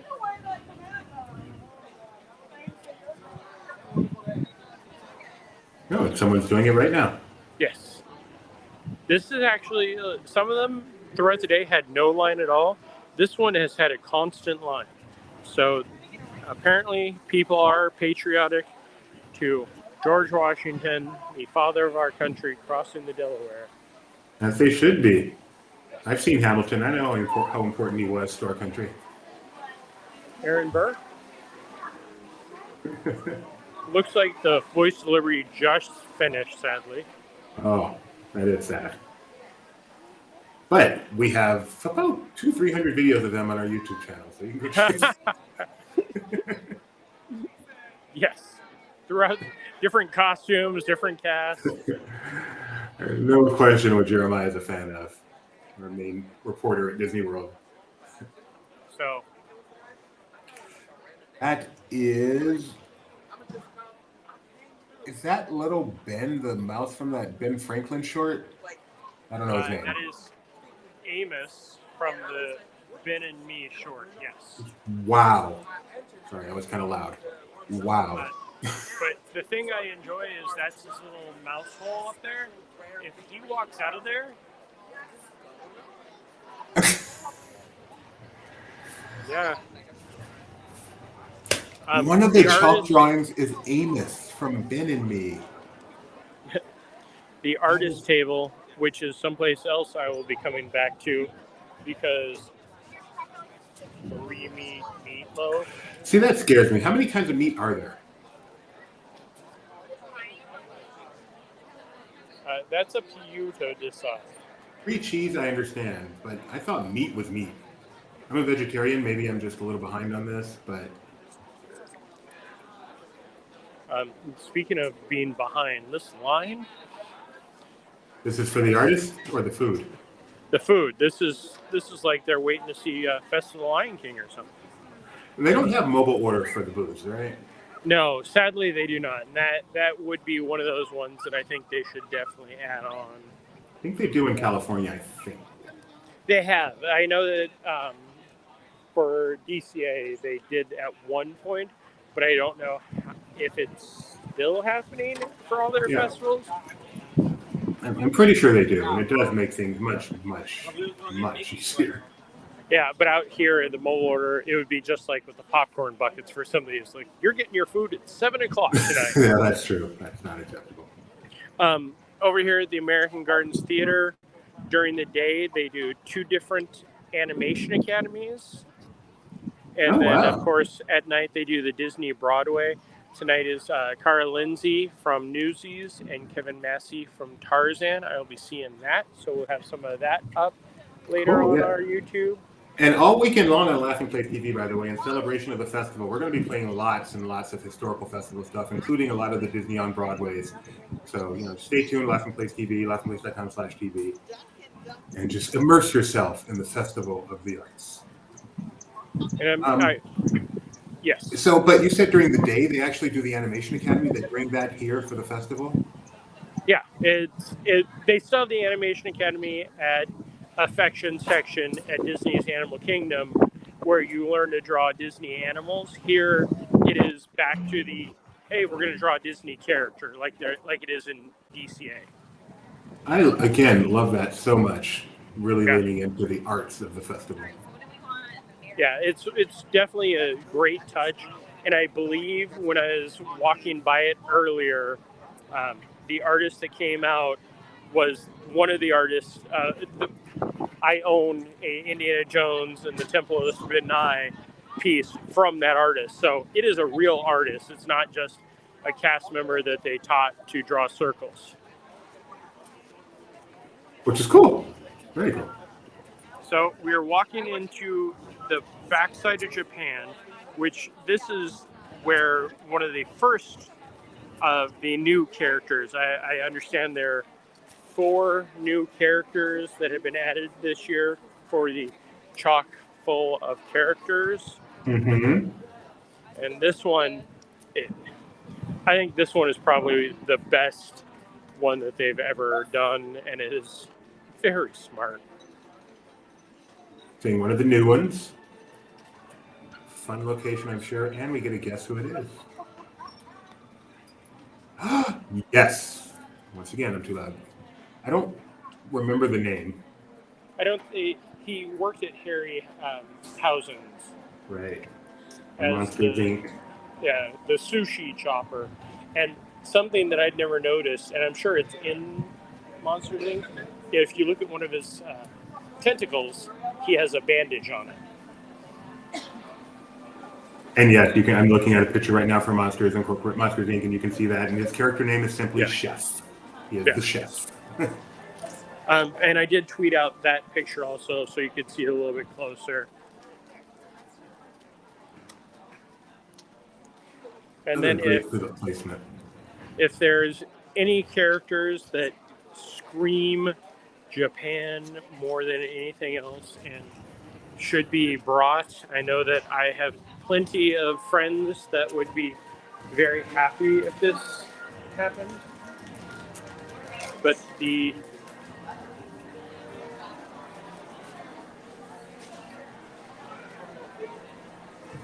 okay. You know, I'm a little surprised they didn't put that lore, and it instantly become like an Instagram spot, I think. Yeah, and it's been in that same spot for, I think, since it opened. It works well with the paint splatter for Mickey, True. And of course Duffy and Gelatoni. But for me, that fire sprinkler above it just throws it off. If it goes off, it's going to throw them off. Yeah. Literally. No, but I think one of the things that they've learned over the years is to put these stickers in a more shaded spot, because I can remember some that by the middle of the festival, especially if it is a extra sunny January, it gets pretty faded. And now we're walking upstream. Doing great, Dave. How about yourself? Good, thanks. That is Dave. He pretty much runs this place. EPCOT? Yep. He's the VP of EPCOT? I believe. I don't remember exactly his title, but he is a great guy, always friendly. He is one of those ones that you see walking through the park all the time. No. Do you know his last name by any chance? Since I'm not off the top of my head. I believe that was David Lindemann. Do you know? That does not sound familiar at all. Okay. But then Neither again, does his LinkedIn. So we're just going to say that was David Epcot. Yeah. He's Noah, not the VP of Epcot, so I don't want to make that. I want to say he is over the festivals. Like, that's his main thing. Which at Epcot essentially makes you the boss, because that's all Epcot is these days.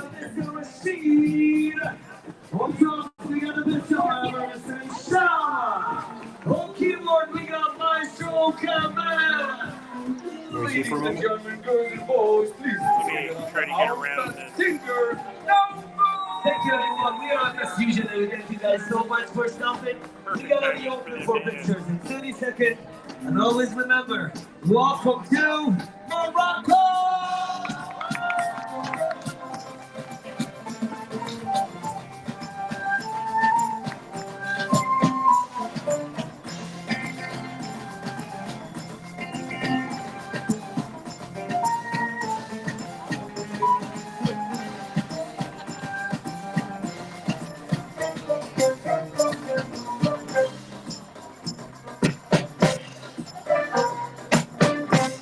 Thank you. Thank you.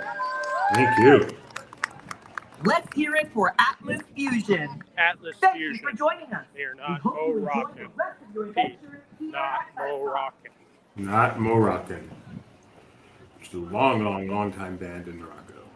So Tangerine Cafe that we questioned the other day is open for this. Oh, look who has some special stuff here. It's your favorite company. The tea company with some specialties here. Cool. Is Spice Road open too? Yes. We discovered that gem on our last trip. Yeah, Spice Road is a great location. There is, Boo. You know what? We're going to walk through here because I was told that the other character that has appeared is not in here, but I did not check for myself, and we've all learned that when you take somebody else's word, you never know what you're going to get. Make a word out of you and me. That's right. So, Restaurant Marrakesh, still not open. That would We don't be think that's coming interesting. back, do we? Well, As no. it is. The stories were when Disney took over this pavilion, the kitchen essentially was not much different than when it opened in the early 90s. I can't remember when Marrakesh or when Morocco was built, but Good afternoon, Caleb. I'm glad you think of yourself as a part of the family. We think of you that way too. I think this could be one of the magic shots. They're so cool. You No, have so to far- you have to do the Figment light one. Yeah, that one's really neat. But so far, the only photo op that I've gotten is with an amazing Pluto. Like, just so much fun to pose with, high energy, and had a really nice collar. And that photo is out on our Twitter, so make sure you go check that. Yep, there's Spice Road table. Here is a lamppost that was probably taken out by a truck.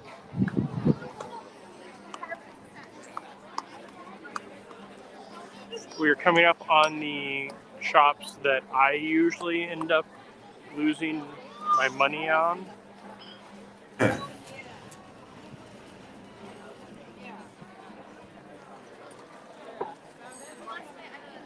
You want to walk back around the thing, or do you want to get the boat? Where's your boat? It's right here. So not the James Coleman studio, but the Disney Gallery artists. And the Disney Gallery artists are essentially what the Wonderground Gallery is. They are the Disney cast member or Disney, I want to say licensed, but contracted artists that create just beautiful pieces. We'll walk into this tent and look at some of this stuff. All right. Have a good day. This could be the place where our CEO, if he's watching, goes, okay, I want that, and that. So there's Hercules piece, Luca. This one is beautiful. I love trying to get it without a glare. There we go. Yeah, that is cool. I think we're gonna put our money together and buy Mac that for his birthday. Yeah. Not necessarily his next birthday, but some future birthday. This one is definitely one that I thought about. And then the Peter Pan that is on glass. Something that I would like to point out, and this is, again, I do not have the ability to even get close to doing any of this, but there's Wendy. Remember what Wendy's face looks like, okay? Okay.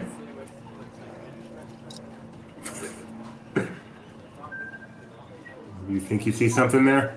Yeah, I think so. But yeah, the Assemble Forever is also on glass. It is only $2.99, so Mac's birthday is just around the corner, right?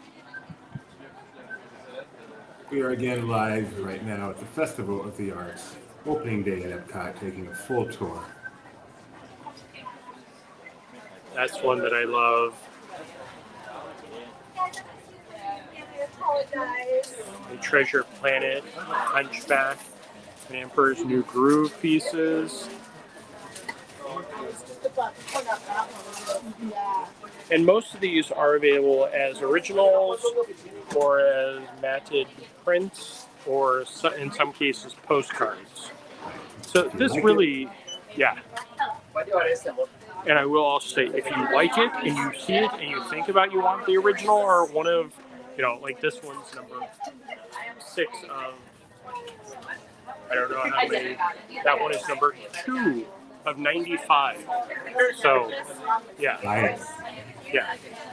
The price has also gone up of the limited edition 95. I think a few years ago when I bought mine, it was like $2.95, and now it's up to $4.99 a print. So, and in a lot of cases, you do get a discount of either an annual pass or Disney Vacation Club, possibly Disney Chase Visa. That one I did not ask about. Okay. But when it comes to the Disney ones, not the individual, like the Thomas Kincaid, those are usually full price.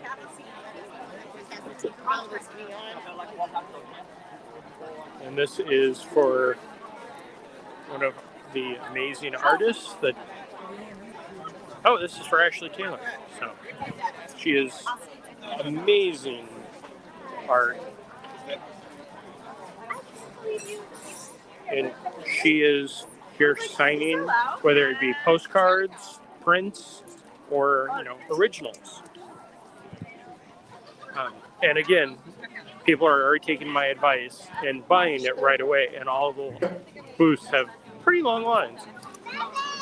It is opening day, so if you are coming later in the festival, you know, opening day is a special day. It won't necessarily be quite this bad. Yeah, you may not find some of the more limited pieces, but they always have the matted prints, and the postcards always stick around. This is for the Encanto Cocina, which has amazing empanadas, which will probably be ending up in my belly later on.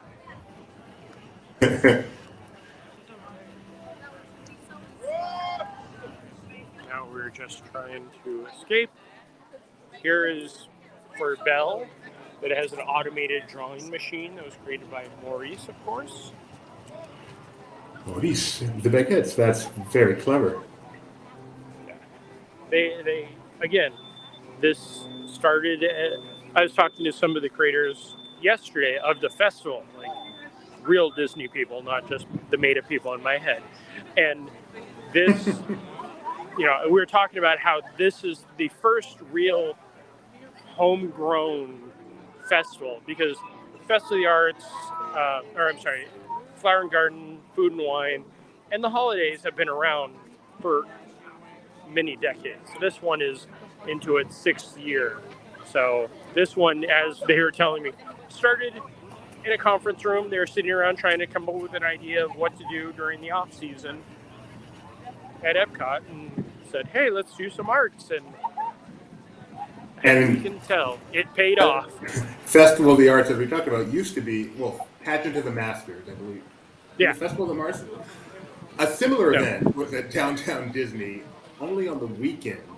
It only lasted, I think, like consecutive weekends. And it made a lot of sense, I think, to create a new Epcot festival around that. And they effectively moved that here, took a lot of the stuff like the chalk drawings, obviously expanded it immensely, especially in the way of food. And I think that was a very, very, very smart move. One of the times where I will always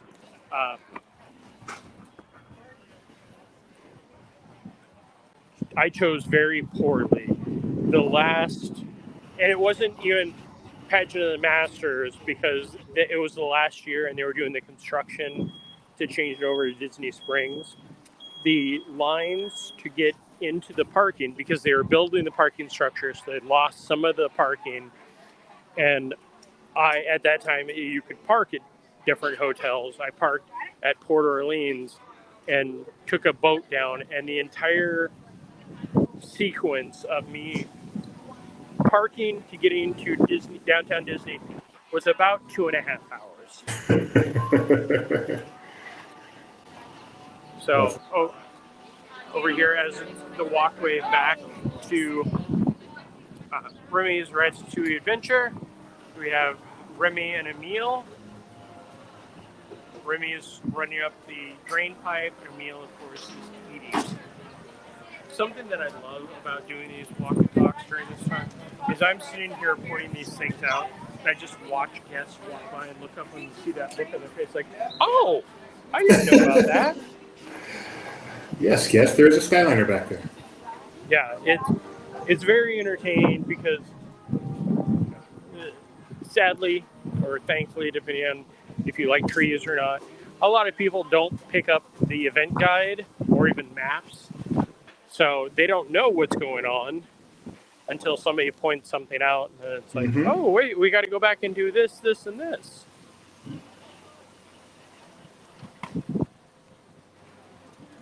So here is Aurora, and she has a beautiful painting that I love because it has a great touch. It has her in blue and pink.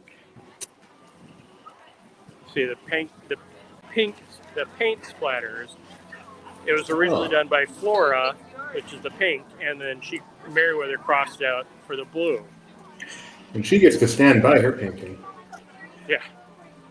Is she wearing a jacket? It's hard to tell. She does have her winter coat on. And it's pretty rare to get to see that in Florida, so it's nice. Rather unique opportunity to get pictures of princesses and other characters in their winter wear. Yeah, and if you want to do that, come on down this weekend. I know Gio earlier was talking about how long it was going to take him to get here because he wanted a popcorn bucket. He says it's 20 hours away. I think I can make it in 2. Yeah. No, I'm sure by this time the popcorn buckets are sold out for the day, but they were available for quite a while. And again, they're mobile ordered, so it may say sold out, but it never hurts to check back throughout the day, see if anything pops up. I know earlier, like I said, I walked in there and there was no line and nobody waiting to pick it up at all.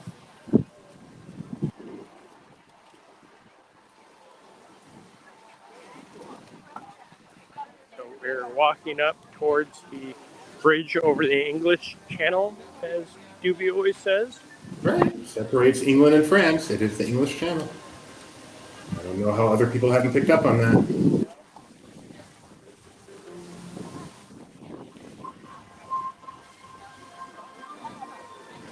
I am at the point where I'm so hungry, I was about to ask, should I get fish and chips or should I get grilled cheese? Hey, whatever you want, Jeremiah, it's on the company. We'll probably wrap this up as we head around towards the Canada, and then I will probably come back and get fish and chips because it is more filling. Oh, sorry, Juby, I didn't mean to cut off your favorite view. The Skyliner. Best ride in all of Disney. Love it, love it, love it.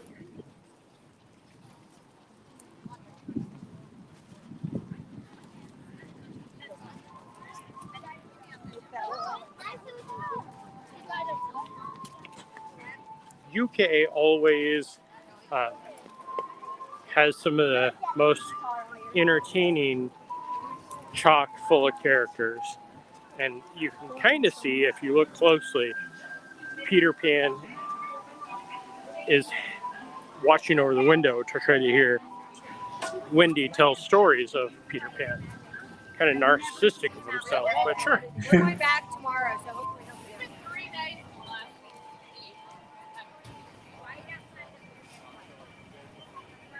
left. Sounds like the band is about to start also. That will definitely get us lots of dings, so we won't stick around too long for them. But I have heard this is where the characters are that I had missed. So let's see. If you see anybody on the ground, let me know. Okay. They don't mean that by drinking around the world. Of the land. Oh, okay. Find them? Whoa. I can't make out what they are, I'm sorry. Above the blue squirrel is, I can't think of his name. The sorcerer that lives backwards from Sword and Stone. Merlin! And underneath that is Wart and, not Wart, yeah, Wart, or King Arthur, and the squirrel that falls in love with them. And then over there, we just have a squirrel. So, there's that. And I've heard that there is one other one, but so we'll just kind of walk around and take a look. Come back and get the photos of that. Lots of people waiting for the band. What band? It's the English tribute band. I don't know the name. Let me see if I can find out who it is for it.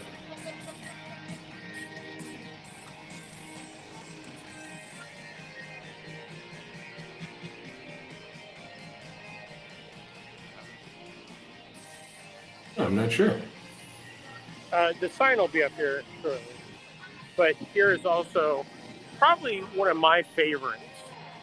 That's a nice one. Yeah. And the first couple of years, they had, and I can't think of the little rabbit's name, just him on this window, and then Robin Hood and Little John would be someplace else, and they put them together. I believe they were traipsing through the forest. Nothing back and forth what the other had to say. Can you start to whistle? I can't whistle. Oodaladi, oodaladi, oodaladi. That is probably the number one song that would come up on my CD, tape, record.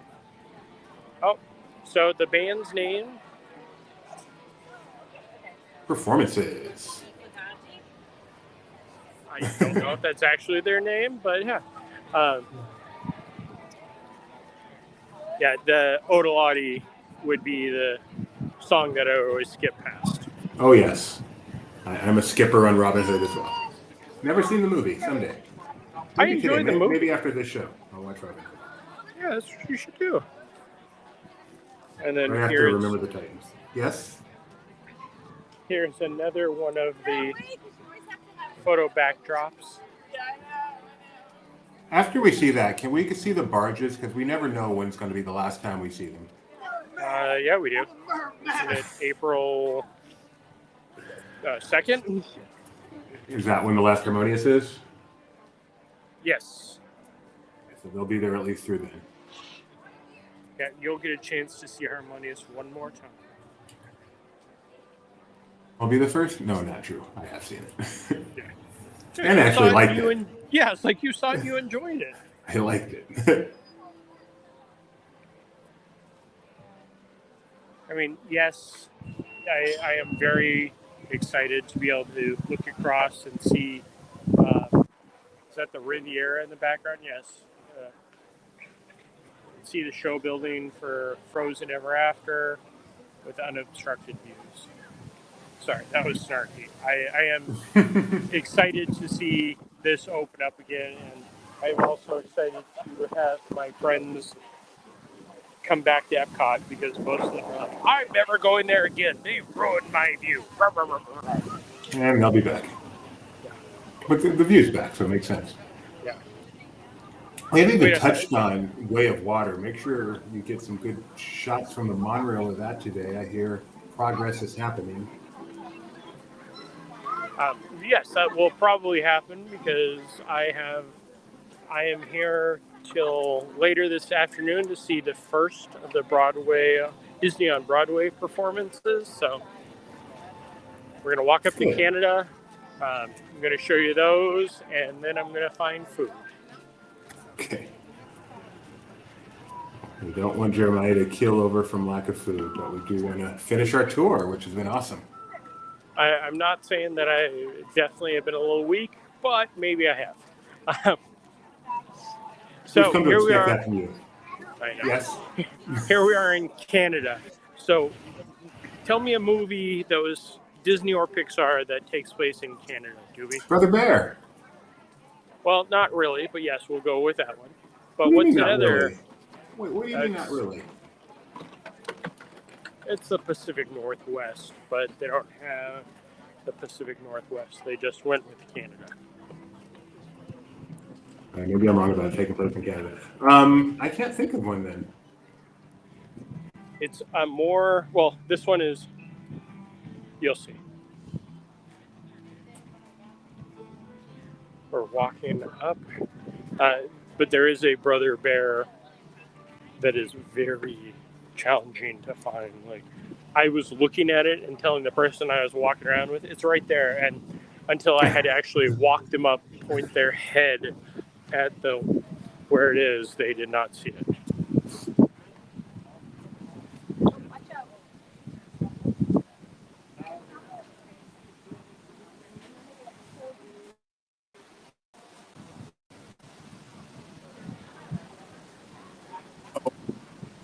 Ness. That's the Brother Bear? Or Bow.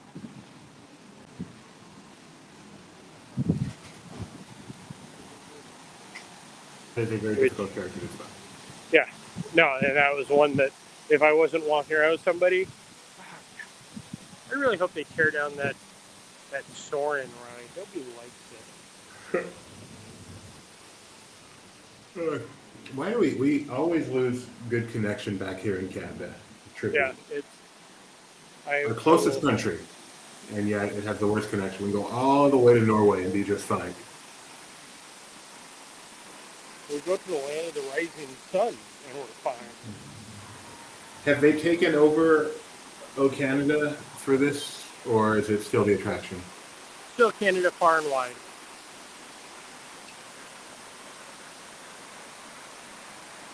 Which I don't think I've seen nearly enough. It is good, and just being back here is great. I think every time you come back here, this could be the best spot in all of Disney World. Except for reception. Well, that's part of why it's so good. No one's back here on the phone. Yeah. The annoying vloggers and live streamers. That's us. Hey, speaking of vlogging and live streaming, we will probably be talking at some point in the next week from a location that I don't think we've done a live stream from. Really? Well, we'll see if we can do a live stream, I should say. But you want to give me a hint? The moon? I'll give you a hint.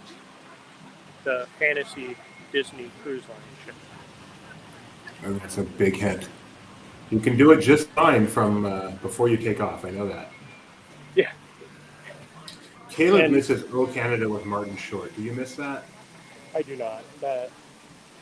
That was not one that I was ever... Like, it had some great jokes in there, but it definitely was more of a... They edited the original. I mean, and I felt like they never did anything to add to the 360. It was always just here's some footage that we edited, and then here's a few other things where the proposed, update to China, the seamless, was supposed to utilize is supposed to utilize new 360 ability, which at this point we put our phones next to each other and create a pretty seamless 360. Actually, we could just get a GoPro 360 and create a 360. This is so pretty. When we're done, I want this exact picture right here. Got it. Like HDR is really good. This is so pretty. Well, I stopped here because I think we're going to wrap it up so I can get a few more pictures and then not pass out. Well, thanks for coming on our tour, everybody. This is Doobie in the studio. This is Jeremiah Good giving us the tour. Opening day of the EPCOT Festival, the artists. We're going to be back we're going to be here when we're done with Jeremiah with a little more news. So just say goodbye to Jeremiah. Goodbye to Jeremiah. Bye, Jeremiah. Hello, Doobie. Welcome back to Laughing Place headquarters. We're going to give a quick recap on the news, see if there's anything new out there, and then we'll let you get back to your day. So the big story, of course, is still Triana Tribulation. That is Nelson Peltz's attempt to get on the Disney board.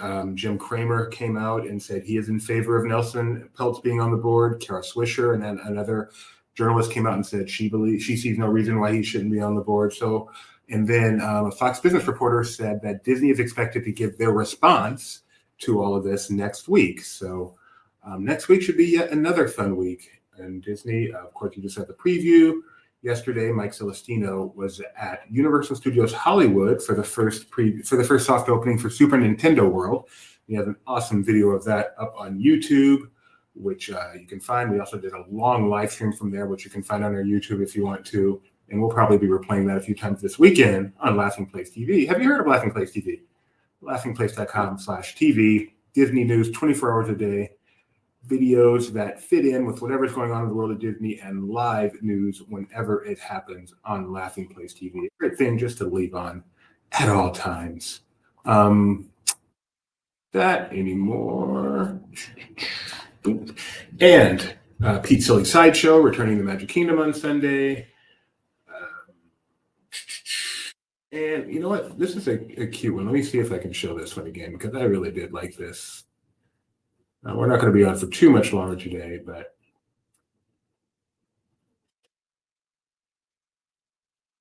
this I liked. This is a very, very, very sweet video recorded at Disneyland Resort, and I saw it on TikTok this morning. So let's go ahead and share that and watch this together one more time. Hopefully you can read that clearly.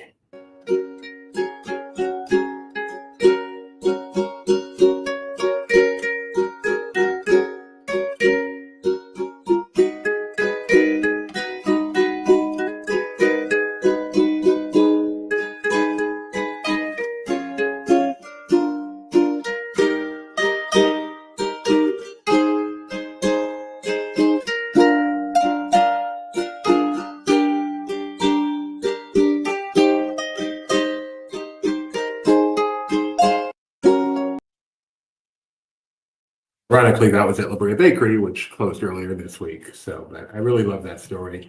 But maybe the biggest story of the day is the fact that Phineas and Ferb is coming back with 40 new episodes over 2 seasons. And, that's a show with tons of fans. So that's pretty exciting. While we were on the air with Jeremiah, Dan Povenmire, one of the co-creators of Phineas and Ferb, and the one that is still with Disney. Swampy Marsh is no longer with Disney. Apparently there's no rift there, but he left the company to do other stuff. So Dan is bringing back the show, and he tweeted this video. It's 41 seconds long. The message with it is, some things are hard to say because of NDAs. So I'm curious what he had to say exactly here now that this is public. Let's see. Hey guys, I share a lot about what's going on with me on here, and there's been something that's been on my mind, and I just haven't been able to figure out the right words to use to talk about it. And I think I'm just going to let him tell you. We're doing more Phineas and Ferb. We are back, baby. You can't keep a good crowd of us down, is what I'm saying. Yep, we're going to be making more Phineas and more Hamster and Gretel. I'm going to be really busy. My evil plan is working. It's functioning properly. That was fantastic. Fantastic. Love that so much. So Phineas and Ferb is absolutely coming back, as is Hansel and Gretel. Dan Pavmeyer is going to be a busy boy. Let's see. I think that is just about it for this. This may break the record for, we do a morning show every weekday morning here on Laughing Place TV with just catching up on the Disney news. Sometimes we'll have a live walk and talk like we did today, and we go until the news stops. Today, the news is stopping at 12:11. I believe this is the longest one we've done thus far, and I could not be happier about it. I also could not be happier it's Friday, and barring breaking news, we won't have one tomorrow morning. So thanks so much for joining us for this, and we will be back later if anything breaks, but we will be back in about 3 hours for Who's the Boss Live. I won't be here. Mike Celestino will, with his guest, talking about the week in Star Wars news, as well as the latest episode of Bad Batch and the season finale of Willow. So if you're a fan of any of those shows, you want to be here at 3:30 p.m. Pacific, 6:30 p.m. Eastern. And again, anything breaks in when the tribulation or anything else, we'll let you know. Otherwise, we'll see you later. Bye.